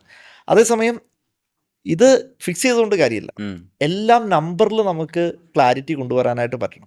അതിനാണ് ഡേറ്റ ഡ്രിവൺ അപ്രോച്ച് എന്ന് പറയുന്നത്. അപ്പോൾ എന്തെല്ലാം ട്രാക്കബിൾസ് ആണ് ഓരോ ഡിപ്പാർട്ട്മെന്റ് വൈസ് ആണെങ്കിലും ടോട്ടൽ ഓർഗനൈസേഷൻ്റെ ഗോളിലേക്ക് അലൈൻഡ് ആയിട്ടുള്ള കാര്യങ്ങളുള്ളത്. ഇതിന് നമുക്ക് നമ്പർ ഓഫ് സ്ട്രക്ചർഡ് ആയിട്ടുള്ള ഹൈലി ഇന്റലക്ച്വൽ ആയിട്ടുള്ള ടൂൾസ് ഉണ്ട്. ഓക്കെ, മൂന്നാമത്തെ കാര്യം ഡിസിപ്ലിൻ ആണ്. അപ്പോൾ 2 കാര്യങ്ങളാണ്. ബിസിനസ് ഓണറും കോർ ടീമും അവരുടെ പേഴ്സണൽ ഡിസിപ്ലിൻ കീപ്പ് ചെയ്യുന്നതും ഇമ്പോർട്ടൻ്റ് ആണ്. അതേസമയം ഇവർ ലീഡ് ചെയ്യപ്പെടുന്ന ഈ ഓർഗനൈസേഷനും ഒരു റിതം സെറ്റ് ചെയ്യുക എന്നുള്ളത് ഇമ്പോർട്ടൻ്റ് ആണ്. ഈ പറയുന്ന ടൂൾസ് ഉണ്ടാക്കി വെച്ചുകൊണ്ടോ നമ്പർ ഉണ്ടാക്കി വെച്ചുകൊണ്ടോ ഒന്നും കാര്യമില്ല. സ്ട്രക്ചർഡ് ആയിട്ട് എങ്ങനെയാണ് ഇതിനെ ഡിസിപ്ലിൻഡ് ആയിട്ട് കമ്പനിയിൽ ഒരു പ്രോസസ്സ് ഉണ്ടാക്കി അതിനെ ഫോളോ ചെയ്യാൻ പറ്റുക. അപ്പോൾ ഇതെല്ലാം കമ്പൈൻ ചെയ്തുകൊണ്ട് ഓർഗനൈസേഷൻ്റെ റവന്യൂ, പ്രോഫിറ്റും ക്യാഷ് ഫ്ലോയും മൾട്ടിപ്ലൈ ചെയ്തെടുക്കാൻ വേണ്ടിയിട്ടുള്ള ഒരു പവർഫുൾ സിസ്റ്റത്തിനെയാണ് ലെവണക്സ് 3D ഓപ്പറേറ്റിംഗ് സിസ്റ്റം എന്ന് വിളിക്കുന്നത്. അതുപോലെ ഒരു വലിയൊരു എംപയർ ഉണ്ടാക്കിയെടുത്തിട്ടുള്ള ഒരു ബിസിനസ്മാൻ അദ്ദേഹത്തിൻ്റെ അടുത്ത ജനറേഷനിലേക്ക് ഇത് പാസ് ചെയ്യാൻ ഉദ്ദേശിക്കുന്ന സമയത്ത് ബിസിനസ്സിനോട് യാതൊരു ഇൻട്രസ്റ്റും ഇല്ലാത്ത ഒരു മകനോ മകളോ ആണ് അദ്ദേഹത്തിന് ഉള്ളതെങ്കിൽ എന്ത് അഡ്വൈസാണ് ലെവണക്സ് അദ്ദേഹത്തിന് കൊടുക്കുക? അതുപോലെ ഒരു ബിസിനസ് ബിൽഡ് ചെയ്യുന്നതും ഒരു ലെഗസി ബിൽഡ് ചെയ്യുന്നതും എത്രത്തോളം ഇമ്പോർട്ടൻ്റ് ആണ്? ഈ മക്കളിലേക്ക് ബിസിനസ് കൊടുക്കണം എന്ന് പറയുമ്പോൾ ചിലപ്പോൾ മക്കളുടെ ആഗ്രഹം വേറെ എന്തെങ്കിലും ബിസിനസ് ചെയ്യണം എന്നായിരിക്കാം, അല്ലെങ്കിൽ ഈ ഓർഗനൈസേഷൻ സ്ട്രക്ചറായിട്ട് പോകാത്തത് കൊണ്ട് അദ്ദേഹത്തിന് താല്പര്യമില്ലാത്തതായിരിക്കാം. അപ്പോൾ ബിസിനസ് ഓണർ തീരുമാനിക്കേണ്ടത് എങ്ങനെയാണ് എൻ്റെ കമ്പനിയിൽ നിന്ന് എക്സിറ്റ് ആവേണ്ടതെന്നുള്ളതിൻ്റെ ആൻസർ കണ്ടുപിടിക്കുക എന്നുള്ളതാണ്. അപ്പോൾ ഒന്നാമത്തെ കാര്യം ഈ ഒരു ഓപ്ഷൻ എടുക്കാം, സ്വന്തം മക്കളെ ബിൽഡ് ചെയ്തെടുക്കുക എന്ന് പറയുന്ന ഒരു സിനാരിയോ. രണ്ടാമത്തെ ഓപ്ഷൻ എന്ന് പറയുന്നത് നമുക്കൊരു ടീമിനെ ബിൽഡ് ചെയ്തെടുക്കാം. നമുക്കൊരു CXO ലെവലിൽ, ഒരു ലീഡർഷിപ്പ് ലെവലിൽ നമുക്ക് ടീമിനെ ബിൽഡ് ചെയ്തെടുത്തിട്ട് എക്സിറ്റ് ആവാം. മൂന്നാമത്തെ കാര്യം നമുക്ക് സെല്ല് ചെയ്യാം. ഓക്കെ, അപ്പോൾ ഈ ഒരു 3 ആക്ടിവിറ്റിയിൽ ഏത് രീതിയിലാണ് ഞാൻ എക്സിറ്റ് ചെയ്യാൻ പ്ലാൻ ഉള്ളത് എന്നുള്ളതിൻ്റെ ക്ലാരിറ്റി ഉണ്ടെങ്കിൽ അതിനനുസരിച്ച് നമ്മൾ എന്ത് ചെയ്യണം, നമ്മൾ പ്രിപ്പയർഡ് ആവണം. അപ്പോൾ മക്കളെ ബിസിനസ്സിലേക്ക് കൊണ്ടുവരാൻ താല്പര്യപ്പെടുന്നുണ്ടെങ്കിൽ ആ താല്പര്യം ഈ മക്കളിൽ ഉണ്ടാക്കിയെടുക്കാൻ ആദ്യം മുതലേ ബിസിനസ് ഓണർ തയ്യാറാണ്. ഇനി ഒരു രീതിയിലും അവരടുക്കുന്നില്ലെങ്കിൽ മറ്റ് 2 ഓപ്ഷൻസിലേക്ക് പോവുക എന്നുള്ളത് മാത്രമേ ചോയ്സ് ഉള്ളൂ. ഓക്കെ സാർ, ഇപ്പോൾ ഇത്രയും കാലത്തെ ഈ MSME സെക്ടറിലുള്ള കോച്ചിങ് ത്രൂ നമുക്ക് കേരളത്തിലെ ബിസിനസ്സുകാർക്ക് മാത്രം ഉള്ളൊരു ട്രെയ്റ്റ് അല്ലെങ്കിൽ ഒരു മൈൻഡ് സെറ്റ്, ഒരു പിന്നെ പോസിറ്റീവ് അങ്ങനെ എന്തെങ്കിലും തോന്നിയിട്ടുണ്ടോ? ഓക്കെ, ഞാൻ ഇതായി അതായത് ആൻസർ പറഞ്ഞാൽ മതിയല്ലോ, ഞാൻ ഒന്ന് ഡിസ്കസ് ചെയ്യണേ. അതായത് കേരളത്തിലെ മലയാളികൾക്ക് മാത്രമുള്ള മൈൻഡ് സെറ്റ് എന്താണെന്നുള്ളത്, മലയാളി ബിസിനസ് ഓണേഴ്സിന് മാത്രമുള്ള ഒരു മൈൻഡ് സെറ്റിലെ trait which is positive compared to സാറിന് പല ആളുകളൊക്കെ ആയിട്ട് കമ്മ്യൂണിക്കേറ്റ് ചെയ്തിട്ടുള്ള എക്സ്പീരിയൻസ് ഉണ്ടാവുമല്ലോ തമിഴ്നാട്ടിലും. മലയാളികളെ സംബന്ധിച്ചിടത്തോളം നമ്മൾ എപ്പോഴും പറയുന്ന ഒരു കാര്യമാണ്, ഈ ലോകത്ത് ഏത് കോണിൽ ചെന്ന് കഴിഞ്ഞാലും അവിടെ ഒരു മലയാളി കാണും എന്ന് പറയാറുണ്ട്. അതുപോലെ തന്നെ ഏതൊരു ഓർഗനൈസേഷൻ്റെയും ടോപ്പ് ലീഡർഷിപ്പ് ലെവലിൽ മലയാളിയുടെ സാന്നിധ്യമുണ്ട്. അതിൻ്റെ അർത്ഥം എന്താണ്? നമ്മൾ കേപ്പബിൾ ആണ്. അതേസമയം ബിസിനസ്സിലേക്ക് എത്രത്തോളം റിസ്ക് ടേക്കിംഗ് കേപ്പബിലിറ്റി ഉണ്ട് എന്നുള്ള ചോദ്യത്തിന് ക്ലാരിറ്റി കുറവുണ്ട്. ആ ക്ലാരിറ്റി ആണല്ലോ നമ്മളിപ്പോൾ ഒരുമിച്ച് ഈ സിസ്റ്റത്തിലൂടെ ബിൽഡ് ചെയ്തുകൊണ്ടിരിക്കുന്നത്. അതേപോലെ തന്നെ സാർ ഇതൊരു കുറച്ച് വെയ് ക്വസ്റ്റ്യൻ ആണ്. നമ്മളിങ്ങനെ പറയാറുണ്ടല്ലോ, കോമൺ ആയിട്ടൊക്കെ ഇരിക്കുന്ന സമയത്ത് പറയാറുണ്ട്, നമ്മൾ കേരളത്തിലേക്ക് നോക്കുകയാണെങ്കിൽ കൂടുതലും എസ്റ്റാബ്ലിഷ് ചെയ്യപ്പെട്ടിട്ടുള്ളത് ക്രിസ്ത്യൻ കമ്മ്യൂണിറ്റിയിലുള്ള ബിസിനസ്സസ് ആണ്. അവർ കുറച്ചുകൂടി റിസ്ക് ടേക്കിംഗ് ആണ്, അത്രയൊന്നും ബാക്കിയുള്ള കമ്മ്യൂണിറ്റീസ് ചെയ്യില്ല എന്നൊക്കെ അതൊരു കോമൺ ആയിട്ട് പറയുന്നതാണ്. അങ്ങനെ എന്തെങ്കിലും സാറിന് തോന്നിയിട്ടുണ്ടോ? ഓക്കെ, കമ്മ്യൂണിറ്റി ബേസ് ചെയ്തുകൊണ്ടുള്ള ഒരു ഗ്രോത്ത് കേരളത്തിൽ നടക്കുന്നുണ്ടോ എന്ന് ചോദിച്ചു കഴിഞ്ഞിട്ടുണ്ടെങ്കിൽ ഇതിൻ്റെ അകത്ത് ഫണ്ടമെൻ്റലി നമ്മളുടെ എന്താ പറയുക, പാരമ്പര്യമായിട്ട് ഇവർ ഏത് ഫാമിലിയിൽ നിന്ന് ഇവരുടെ അച്ഛനും അമ്മയും ആരാണ്, അതിൻ്റെ അകത്ത് എന്ത് ധൈര്യമാണ്. ഇത് പേരൻറ്റിങ്ങുമായി ബന്ധപ്പെട്ട കാര്യമായിട്ടാണ് എനിക്ക് മനസ്സിലാവുന്നത്. ഇപ്പോൾ ഞാൻ ജനിച്ചു വന്ന സമയത്ത് എൻ്റെ ഫാദർ എന്താ പറയുക, ഭയങ്കര പ്രൊട്ടക്റ്റീവായിട്ടാണ് എന്നെ വളർത്തിയിരുന്നത്. പക്ഷെ +2 എത്തിയ സമയത്ത് ഞാൻ ആ ഷെല്ല് പൊട്ടിച്ചു. ഓക്കെ, അപ്പോൾ അതുകൊണ്ടാണ് സത്യം പറഞ്ഞു കഴിഞ്ഞിട്ടുണ്ടെങ്കിൽ എനിക്ക് സെയിൽസ് എന്ന് പറയുന്ന ഒരു എക്സ്പീരിയൻസിലൂടെ വർഷങ്ങളോളം പോകാനൊക്കെ ആയിട്ട് പറ്റിയതും എൻ്റെ തോട്ട്സും എൻ്റെ ഡിസിഷൻസും എടുക്കാനായിട്ട് പറ്റിയത്. ഇവിടെ കമ്മ്യൂണിറ്റി എന്നുള്ളതിൻ്റെ അപ്പുറത്തേക്ക് തീരുമാനങ്ങൾ എടുക്കാൻ കേപ്പബിൾ ആയിട്ടുള്ള മക്കളെ വളർത്തുന്ന ഏത് കമ്മ്യൂണിറ്റിയാണോ അവർക്ക് ബിസിനസ്സിൽ ഗംഭീരമായിട്ട് ഡ്രൈവ് ചെയ്യാൻ പറ്റും എന്നാണ് എനിക്ക് തോന്നിയിട്ടുള്ളത്. കേരളത്തിൽ നിന്ന് വളരെ പ്രോമിസിങ് ആയിട്ടുള്ള പല സ്റ്റാർട്ടപ്പുകളും ഉണ്ടായിട്ടുണ്ട്, ഇപ്പോൾ ഉണ്ടായി വരുന്നുണ്ട്. പക്ഷേ ഇതൊക്കെ ഒരു സ്റ്റേറ്റ് ബോർഡറിൽ സ്റ്റക്കായി നിൽക്കുന്ന പോലെ ഒരു ഫീൽ ഉണ്ട്. ശരിക്കും അതിനെ നമ്മൾ എങ്ങനെയാണ് ഓവർകം ചെയ്യുക? 11Xന് എന്തെങ്കിലും പ്ലാൻ ഉണ്ടോ ഇതുപോലെയുള്ള സ്റ്റാർട്ടപ്പുകൾ ഉയർത്തിക്കൊണ്ടുവരാൻ? സ്റ്റാർട്ടപ്പ് എന്നുള്ളത് മാത്രമല്ല, കാരണം 11X ഏറ്റവും കൂടുതൽ കോച്ച് ചെയ്തിട്ടുള്ളത് ഒരു 1 CR ടേൺ ഓവർ ഉണ്ടാക്കുന്ന കമ്പനി മുതൽ 1000 CR ബ്രാക്കറ്റിലുള്ള കമ്പനീസിനാണ് നമ്മൾ ഏറ്റവും കൂടുതൽ കോച്ച് ചെയ്തുകൊണ്ടിരിക്കുന്നത്. ഓക്കെ, അപ്പോൾ ഈ ഒരു പ്രോസസ്സിൽ തീർച്ചയായിട്ടും പലപ്പോഴും ആളുകൾ ഒരു ലിമിറ്റ് വരെ വന്നു കഴിഞ്ഞാൽ ചിലപ്പോൾ അത് 100 CR ആയിരിക്കാം, ചിലപ്പോൾ 250 CR ആയിരിക്കാം, ചിലപ്പോൾ 10 CR ആയിരിക്കാം, 5 CR ആയിരിക്കാം. അവിടെ നിന്ന് അടുത്ത ലെയറിലേക്ക് ആളുകൾക്ക് പോകാൻ പറ്റുന്നില്ല. അപ്പോൾ ഇവിടെയാണ് 4 ഡയമെൻഷനിൽ 11X കോച്ച് ചെയ്യുന്നത്. അവരുടെ സ്ട്രാറ്റജിയിൽ എങ്ങനെയാണ് വർക്കൗട്ട് ചെയ്യേണ്ടത്, അത് ടൂൾസ് ഉപയോഗിച്ചുകൊണ്ട് നമ്മൾ ഡ്രൈവ് ചെയ്യും. രണ്ടാമത്തെ കാര്യം, എങ്ങനെയാണ് അവരുടെ ടീമുമായി ബന്ധപ്പെട്ട് പീപ്പിൾ എന്ന് പറയുന്ന ഏരിയയിൽ ആ ഡയമെൻഷനിൽ എങ്ങനെയാണ് വർക്ക് ചെയ്യേണ്ടത്. മൂന്നാമത്തെ കാര്യം, എല്ലാ ബിസിനസ് ഓണേഴ്സും ഇപ്പോൾ പഠിക്കാൻ റെഡി ആയിട്ട് വന്നിരിക്കുന്ന ഒരു ഫീലൊക്കെ ഉണ്ട്. അത് വളരെ പോസിറ്റീവ് ആയിട്ടുള്ള കാര്യമാണ്. അറിവിനൊരു കുറവില്ല. പക്ഷേ ഈ കിട്ടിയ അറിവിനെ ഇംപ്ലിമെന്റ് ചെയ്യാനായിട്ട് ആളുകൾക്ക് പറ്റുന്നില്ല. അവർക്ക് ആഗ്രഹമുണ്ട്, അവർ എഫേർട്സ് കൊടുക്കുന്നുണ്ട്, ഉറക്കമില്ല, അല്ലെങ്കിൽ രാവിലെ എണീക്കുന്നു, പല കാര്യങ്ങൾ ചെയ്യുന്നു, ടീമിനോട് കമ്മ്യൂണിക്കേറ്റ് ചെയ്യുന്നു. അപ്പോൾ എക്സിക്യൂഷനിൽ ചലഞ്ച് ഉണ്ട്. എന്നാൽ സ്വപ്നം വലുതാക്കി കഴിഞ്ഞു, അവർ പെട്ടു. കാരണം എന്താണെന്ന് വെച്ചാൽ സ്വപ്നം വലുതാക്കിയ ഒരാളെ സംബന്ധിച്ച് ഇനി സ്വപ്നത്തിന് താത്തി വെച്ചിട്ട് ജീവിക്കുക എന്ന് പറയുന്നത് ഇമ്പോസിബിളാണ്. അത് അച്ചീവ് ചെയ്യും വേണം, എന്നാൽ ക്ലാരിറ്റി ഇല്ല. ഇവിടെയാണ് എങ്ങനെയാണ് ഇംപ്ലിമെന്റ് ചെയ്യിക്കുക എന്ന് പറയുന്നതിന്റെ കാര്യത്തിൽ ഒരു അക്കൗണ്ടബിലിറ്റി കോച്ചായിട്ട് 11X അവരെ സപ്പോർട്ട് ചെയ്യുന്നത്. ഇനി അതിന്റെ ഇമ്പാക്റ്റ് എന്ന് പറയുന്നത് ക്യാഷ് ഡയമെൻഷനിൽ തന്നെയാണ്. കാരണം ബിസിനസ്സിനെ പ്രോഫിറ്റബിൾ ആക്കുക, ക്യാഷ് റിച്ച് ഓർഗനൈസേഷൻ ആക്കുക. അപ്പോൾ സ്ട്രാറ്റജി, പീപ്പിൾ, എക്സിക്യൂഷൻ, ക്യാഷ്, ഈ 4 ഡയമെൻഷനാണ് ബിസിനസ്സിലുള്ളത്. അത് തന്നെയാണ് തീർച്ചയായിട്ടും കേരളത്തിന് വേണ്ടി അല്ലെങ്കിൽ മലയാളി ബിസിനസ് ഓണേഴ്സിന് വേണ്ടിയിട്ട് 11X സപ്പോർട്ട് ചെയ്യുന്നത്. യെസ് സാർ, ഇവിടെ സാർ ഒരു സക്സസ്ഫുൾ ആയിട്ടുള്ള കോച്ചാണ്. അപ്പോൾ ഇവിടെ സാറിൻ്റെ ഒരു ടാർഗറ്റ് വെച്ചിട്ടുണ്ട്. ആ ടാർഗറ്റിലേക്ക് മെല്ലെ മൂവ് ചെയ്തുകൊണ്ടിരിക്കുക. അപ്പോൾ ഇവിടെ കുറേ പേഴ്സണൽ കോസ്റ്റ് ശരിക്കും വരുന്നില്ലേ? ആസ് ഇൻ സാറിന് ഒരുപാട് ചിലപ്പോൾ ഫാമിലി ആയിട്ടുള്ള മൊമെൻറ്റ്സ് മിസ് ആവുന്നുണ്ടാവും, അല്ലെങ്കിൽ ഫ്രണ്ട്സായിട്ടുള്ള പുറത്ത് പോകൽ, അടിച്ചു പൊളിക്കൽ, ഇങ്ങനെയുള്ള പല പരിപാടികളും നമുക്ക് മിസ്സാകുന്നുണ്ടാവുമല്ലോ. So is it all worth it എന്നുള്ളത് first question. Second, is the right way to go? ഒരു ബിസിനസ് ബിൽഡ് ചെയ്യാനായിട്ട് ഇറങ്ങിത്തിരിക്കുന്ന ഒരു വ്യക്തിയെ സംബന്ധിച്ച് അവനൊരു വിഷണറി കൂടിയാണെങ്കിൽ, ഒരു റിയൽ ഓർഗനൈസേഷനെ ബിൽഡ് ചെയ്യണമെന്ന് ആഗ്രഹിക്കുന്ന വ്യക്തിയാണെങ്കിൽ തീർച്ചയായിട്ടും ആ ടഫ് ജേണിയിലൂടെ പോയേ പറ്റും. ഓക്കെ, അതല്ലെങ്കിൽ നമ്മളിത് ഒരു ലീഡർഷിപ്പ് പൊസിഷനാണല്ലോ ബിസിനസ് ലീഡർ എന്ന് പറയുന്നത്, ഒരു ഓണർ എന്ന് പറയുന്നത്. അതല്ലെങ്കിൽ ആ ചോയ്സ് എടുക്കരുത്. ഓക്കെ, അപ്പോൾ ഇതൊരു ഫാക്റ്റാണ്, അത് നമ്മൾ അക്സെപ്റ്റ് ചെയ്യുക. അതേസമയം നമുക്ക് എന്തിനുള്ള ഫ്രീഡം ഉണ്ട്? കൃത്യമായിട്ട് സ്ട്രക്ചേർഡായിട്ട് നമ്മളുടെ ടൈമിനെ പ്ലാൻ ചെയ്യാനായിട്ടുള്ള പോസിബിലിറ്റി ഉണ്ട്. എത്ര ബിസിയാണ് എന്ന് പറയുന്ന, അത് ബിസിനസ് ഓണർ ആയിക്കോട്ടെ, എംപ്ലോയി ആയിക്കോട്ടെ, ലീഡർ ആയിക്കോട്ടെ, ആരായിക്കോട്ടെ, ഇവർക്കൊക്കെ ആവശ്യത്തിന് ഫ്രീഡം ടൈം ഉണ്ട്. അതിനെ നമ്മൾ എങ്ങനെ ഉപയോഗിക്കുന്നു എന്ന് പറയുന്നതാണ് ഗെയിം. ഓക്കെ, നമ്മൾ ബിസിയാണെന്ന് പറയുന്നതിൻ്റെ അപ്പുറത്തേക്ക് എവിടെ ബിസിയാണെന്ന് പറയാൻ പറ്റണം. ഓക്കെ, അതിനാണ് നമ്മൾ ടൈം പ്ലാൻ ചെയ്യേണ്ടത്. ഒരു വീക്കിൽ ഞാൻ എവിടെയൊക്കെയാണ് ബിസി ആയിട്ടിരിക്കേണ്ടത്, എവിടെയാണ് ഞാൻ എൻ്റെ ഫ്രീഡം എടുക്കേണ്ടത്, ഏത് സ്ലോട്ടിലാണ് ഞാൻ ഒരു പണിയില്ലാതെ കിടന്ന് ഉറങ്ങേണ്ടത്, ഇതിനൊക്കെ സ്ട്രക്ചേർഡ് ആയിട്ടുള്ള ഒരു കലണ്ടർ പ്ലാൻ ഉണ്ടെങ്കിൽ തീർച്ചയായിട്ടും നമുക്ക് ഈ പറയുന്ന എല്ലാ ലൈഫിൻ്റെ എന്ത് നല്ലതും എന്ത് ചെറ്റത്തരവും എന്ത് ചാരിറ്റിയും എന്ത് ഫ്രണ്ട്സിൻ്റെ കൂടെ സ്പെൻഡ് ചെയ്യാനും ഒക്കെ നമുക്ക് പറ്റും. പക്ഷേ ഇത് എപ്പോൾ ചെയ്യണം? വാർ സോണും ഉണ്ട്, പീസ് സോണും ഉണ്ട് ബിസിനസ്സിൽ.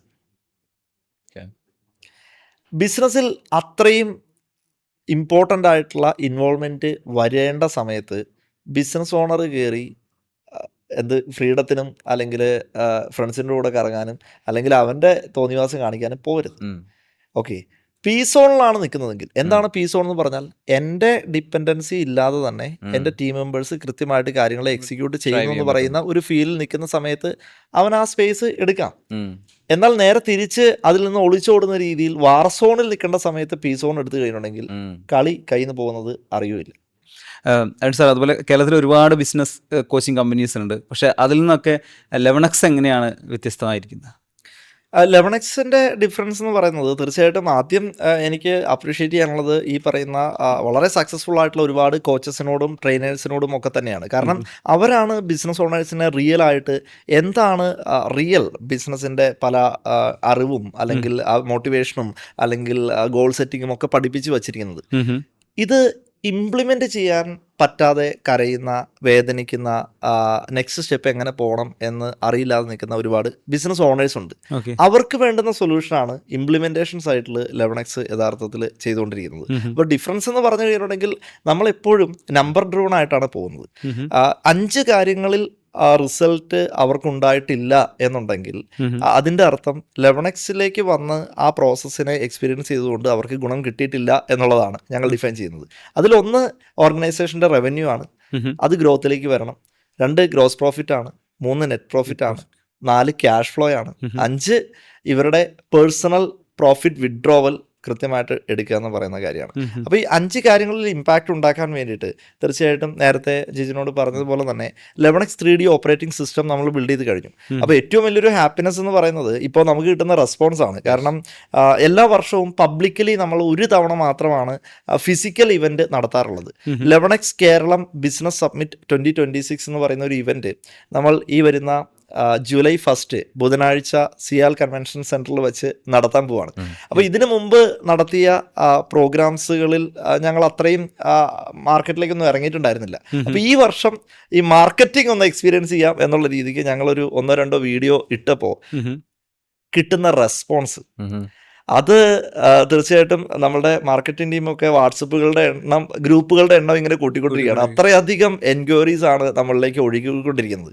അതിൻ്റെ മീനിങ് എന്ന് പറഞ്ഞാൽ എനിക്ക് മനസ്സിലാവുന്നത് ബിസിനസ് ഓണേഴ്സിന് അറിവുണ്ടെങ്കിലും അവരുടെ ആഗ്രഹങ്ങളെ റിയൽ ആയിട്ട് പ്രോഫിറ്റബിലിറ്റിയിലേക്ക് ഇമ്പാക്റ്റ് ഉണ്ടാക്കാനായിട്ട് പറ്റുന്നില്ല എന്നുള്ളതിൻ്റെ സൊല്യൂഷൻ തേടി നടക്കുകയാണ്. തീർച്ചയായിട്ടും 11Xും കമ്മിറ്റഡ് ആണ് ഈ വരുന്ന ഒരു റെവല്യൂഷണറി പ്രോഗ്രാം.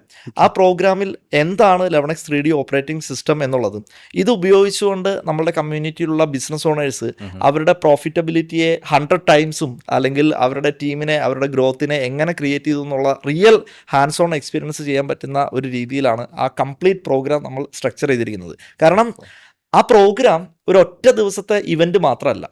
ആ പ്രോഗ്രാമിലേക്ക് വരുന്നതിന് മുമ്പ് 3 ദിവസം ബിസിനസ് ഓണേഴ്സിനെ നമ്മൾ തയ്യാറെടുപ്പിക്കും, പ്രിപ്പറേഷൻസ് ചെയ്യിപ്പിക്കും. സൂമിലാണ് നമ്മളത് ചെയ്യിപ്പിക്കുക, ഓൺലൈൻ പ്ലാറ്റ്ഫോമിലാണ്. ആ പ്രോഗ്രാം കഴിയുന്നതോടുകൂടി അതിൻ്റെ ഇമ്പാക്റ്റ് നമ്മൾ കൈവിട്ട് കളയുന്നില്ല. കാരണം അതിനുശേഷവും നമ്മൾ പോസ്റ്റ് സെഷൻസ്, അതിൻ്റെ ഫോളോ അപ്പ് സെഷൻസ് എന്നുള്ള രീതിയിൽ 3 തവണ നമ്മൾ അവരെ ഓരോ ക്വാർട്ടറിലും മീറ്റ് ചെയ്ത് അതിനെ ഇംപ്ലിമെൻറ്റ് ചെയ്യുന്നുണ്ട്. അതിൻ്റെ അപ്പുറത്തേക്ക് പല സപ്പോർട്ടും 11Xന് ചെയ്യാനായിട്ട് സാധിക്കും. പക്ഷേ എങ്കിലും ഞാൻ ബിലീവ് ചെയ്യുന്നത് ഇത് കേരളത്തിൻ്റെ ഓരോ MSME സെക്ടറിലുമുള്ള ബിസിനസ് ഓണേഴ്സിന് ലെവണക്സിന് കൊടുക്കാൻ പറ്റുന്ന ഏറ്റവും വലിയ ഗിഫ്റ്റ് എന്നുള്ളതിൻ്റെ അപ്പുറത്ത് കേരളത്തിൻ്റെ $1 ട്രില്യൺ എക്കോണമിയുടെ ഒരു ആദ്യത്തെ ചുവടുവയ്പായിട്ടും ഇതിനെയൊക്കെ നമുക്ക് കാണാം എന്നുള്ളതാണ്. സർ, എന്നായിരുന്നു പ്രോഗ്രാം? ഒന്നുകൂടെ റിമൈൻഡ് ചെയ്യും. പ്രോഗ്രാം നമ്മൾ നടത്താൻ പോകുന്നത് ജൂലൈ 1 സിയാൽ കൺവെൻഷൻ സെന്റർ കൊച്ചിയിൽ എയർപോർട്ടിന്റെ അടുത്താണ് നമ്മൾ നടത്താൻ പോകുന്നത്. അപ്പോൾ അതിന് നമ്മളുടെ സപ്പോർട്ടും കാര്യങ്ങളും എല്ലാം ലെവണക്സ് ടീം ചെയ്യുന്നുണ്ട്. ഇതിന്റെ കൂടുതൽ ക്ലാരിറ്റി അറിയണമെങ്കിൽ തീർച്ചയായിട്ടും ലെവണക്സ് ടീമുമായിട്ട് കണക്ട് ചെയ്ത് കഴിഞ്ഞിട്ടുണ്ടെങ്കിൽ ഏതൊരു ബിസിനസ് ഓണറിനെയും സപ്പോർട്ട് ചെയ്യാൻ ഞങ്ങൾ റെഡി ആയിട്ട് ഇരിക്കുന്നുണ്ട്. സോ നമ്മൾ ഒരുപാട് കാര്യങ്ങൾ കവർ ചെയ്തല്ലോ. ഇപ്പോൾ ഇത് കാണുന്ന ഒരാളോട് ഒരു സിംഗിൾ ആക്ഷൻ എടുക്കാൻ പറയുകയാണെങ്കിൽ അതെന്തായിരിക്കും? ഓക്കെ, ശരിക്കും ഈ ഒരുപാട് അറിവ് കിട്ടി, അല്ലെങ്കിൽ കുറേ ബുക്സ് വായിച്ചു, കുറേ പോഡ്കാസ്റ്റ് കണ്ടു, കുറേ ട്രെയിനിങ് അറ്റൻഡ് ചെയ്തു എന്നുള്ള സ്ഥലത്തൊക്കെ എന്തുകൊണ്ട് ഇംപ്ലിമെൻറ്റേഷൻ നടക്കുന്നില്ല എന്ന് ചോദിച്ചു കഴിഞ്ഞിട്ടുണ്ടെങ്കിൽ വളരെ സിമ്പിളാണ്. ലെവണക്സിലുള്ള ഓരോ ക്ലയൻസിനെ കൊണ്ടും ഞങ്ങൾ പ്രാക്ടീസ് ചെയ്യുന്ന ഒരു പ്രോസസ്സാണ് BWIT എന്ന് പറയും, B with your time. Okay, അതായത് ഇപ്പോൾ ഈ പോഡ്കാസ്റ്റ് കാണുന്ന ഒരു ബിസിനസ് ഓണർ ചെയ്യേണ്ടത് ഇതെല്ലാം കണ്ടു കഴിഞ്ഞല്ലോ, ഇനി എല്ലാം സ്റ്റോപ്പ് ചെയ്തിട്ട് ഒരു അരമണിക്കൂർ ഒരു പെന്നെടുക്കുക, ഒരു പേപ്പർ എടുക്കുക, എന്തൊക്കെ ആക്ഷനബിൾസ് ആണ് എൻ്റെ ബിസിനസ്സിൽ ഇപ്പോൾ കിട്ടിയിരിക്കുന്ന ഈ ഒരു കോൺവെർസേഷനിൽ നിന്ന് കിട്ടിയ വിസ്ഡം കൊണ്ട് നമുക്ക് ചെയ്യേണ്ടത് എന്നുള്ളത് ഒന്ന് ലിസ്റ്റ് ഔട്ട് ചെയ്യുക. ഒരു 10 കാര്യങ്ങൾ, ഒരു 11 കാര്യങ്ങൾ ലിസ്റ്റ് ഔട്ട് ചെയ്യുക, അതിനെ പോയി ഇംപ്ലിമെൻ്റ് ചെയ്യുക. ഇത്രയേ ഉള്ളൂ. അപ്പോൾ ഒരു ബിസിനസ് ഓണർ എപ്പോഴും എല്ലാ ദിവസവും മിനിമം 30 മിനിറ്റ്സ് നമ്മളുടെ ഇൻ്റലിജൻസിനെ വിശ്വസിച്ചുകൊണ്ട് നമ്മളുടെ ബിസിനസ്സിൽ അടുത്ത സ്റ്റെപ്പ് എന്താണ്, ചലഞ്ചസിന് സൊല്യൂഷൻ എന്താണ് എന്നുള്ളത് എഴുതാൻ സമയം കണ്ടെത്തുക എന്നുള്ളത് തന്നെയാണ് എനിക്ക് എല്ലാവരോടും പറയാനുള്ളത്. യെസ്. സോ എന്നെ സംബന്ധിച്ചിടത്തോളം, അല്ലെങ്കിൽ കോഡേഴ്സിനെ സംബന്ധിച്ചിടത്തോളം, നമ്മളിപ്പോൾ 3 വർഷമായി ലെവണക്സുമായിട്ട് അസോസിയേറ്റ് ചെയ്ത് വർക്ക് ചെയ്യുന്നു. അപ്പം ഞാനിതിന് മുന്നേ പല മോട്ടിവേഷൻ ക്ലാസ് പോലെയുള്ള കാര്യങ്ങൾക്കൊക്കെ പോയിട്ടുണ്ടെങ്കിലും ലെവണക്സിൽ വന്നപ്പോഴുള്ള ഡിഫറൻസ് എന്ന് പറയുന്നത് ഈ കോച്ചിങ് പാറ്റേൺ, കോച്ചിങ് സിസ്റ്റം തന്നെയാണ്. അതുകൊണ്ട് തന്നെയാണ് ഇപ്പോഴും നമ്മൾ സ്റ്റേ ചെയ്ത് പോകുന്നതും കണ്ടിന്യൂസ് ആയിട്ട് നമുക്ക് ഗ്രോത്ത് എടുക്കാൻ പറ്റുന്നതും എന്ന് തന്നെയാണ് ഞാൻ വിചാരിക്കുന്നത്. ഫ്യൂച്ചറിലേക്ക് നമ്മൾ ഈ ഒരു പാർട്ട്ണർഷിപ്പ്, ഒരു കൊളാബറേഷൻ ഇതേപോലെ തന്നെ കണ്ടിന്യൂ ചെയ്യാൻ തന്നെയാണ് ഞങ്ങളുടെ ആഗ്രഹം. സോ ഈ ഒരു $1 ട്രില്യൺ എക്കോണമിയിലേക്ക് കോഡേഴ്സിൻ്റെ സൈഡിൽ നിന്ന് നമുക്കും ഒരു $1 ബില്യൺ കമ്പനിയായി മാറുന്നതിലൂടെ കോൺട്രിബ്യൂട്ട് ചെയ്യാൻ പറ്റും എന്നുള്ളൊരു ഉറച്ച വിശ്വാസത്തിലാണ് ഈ ഒരു ഇവൻറ്റിന്, ജൂലൈ 1 ഈ ഒരു ഇവൻറ്റിന് എല്ലാവിധ ആശംസകളും ഞങ്ങളെ വൈസ് പോഡ്കാസ്റ്റിൻ്റെ ടീമിൻ്റെ സൈഡിൽ നിന്നും കോഡേഴ്സിൻ്റെ സൈഡിൽ നിന്നും. Thank you Jijin. അപ്പോൾ നമ്മൾ 2031 111 ഓർഗനൈസേഷനെ ഈ 1000 CR ജേണിയിലേക്ക് സെലക്ട് ചെയ്യപ്പെടുമ്പോൾ അതിൽ തീർച്ചയായിട്ടും കോഡേഴ്സും ഉണ്ടാവട്ടെ എന്ന് ഞാനും ആഗ്രഹിക്കുന്നു. Thank you so much. Thank you sir.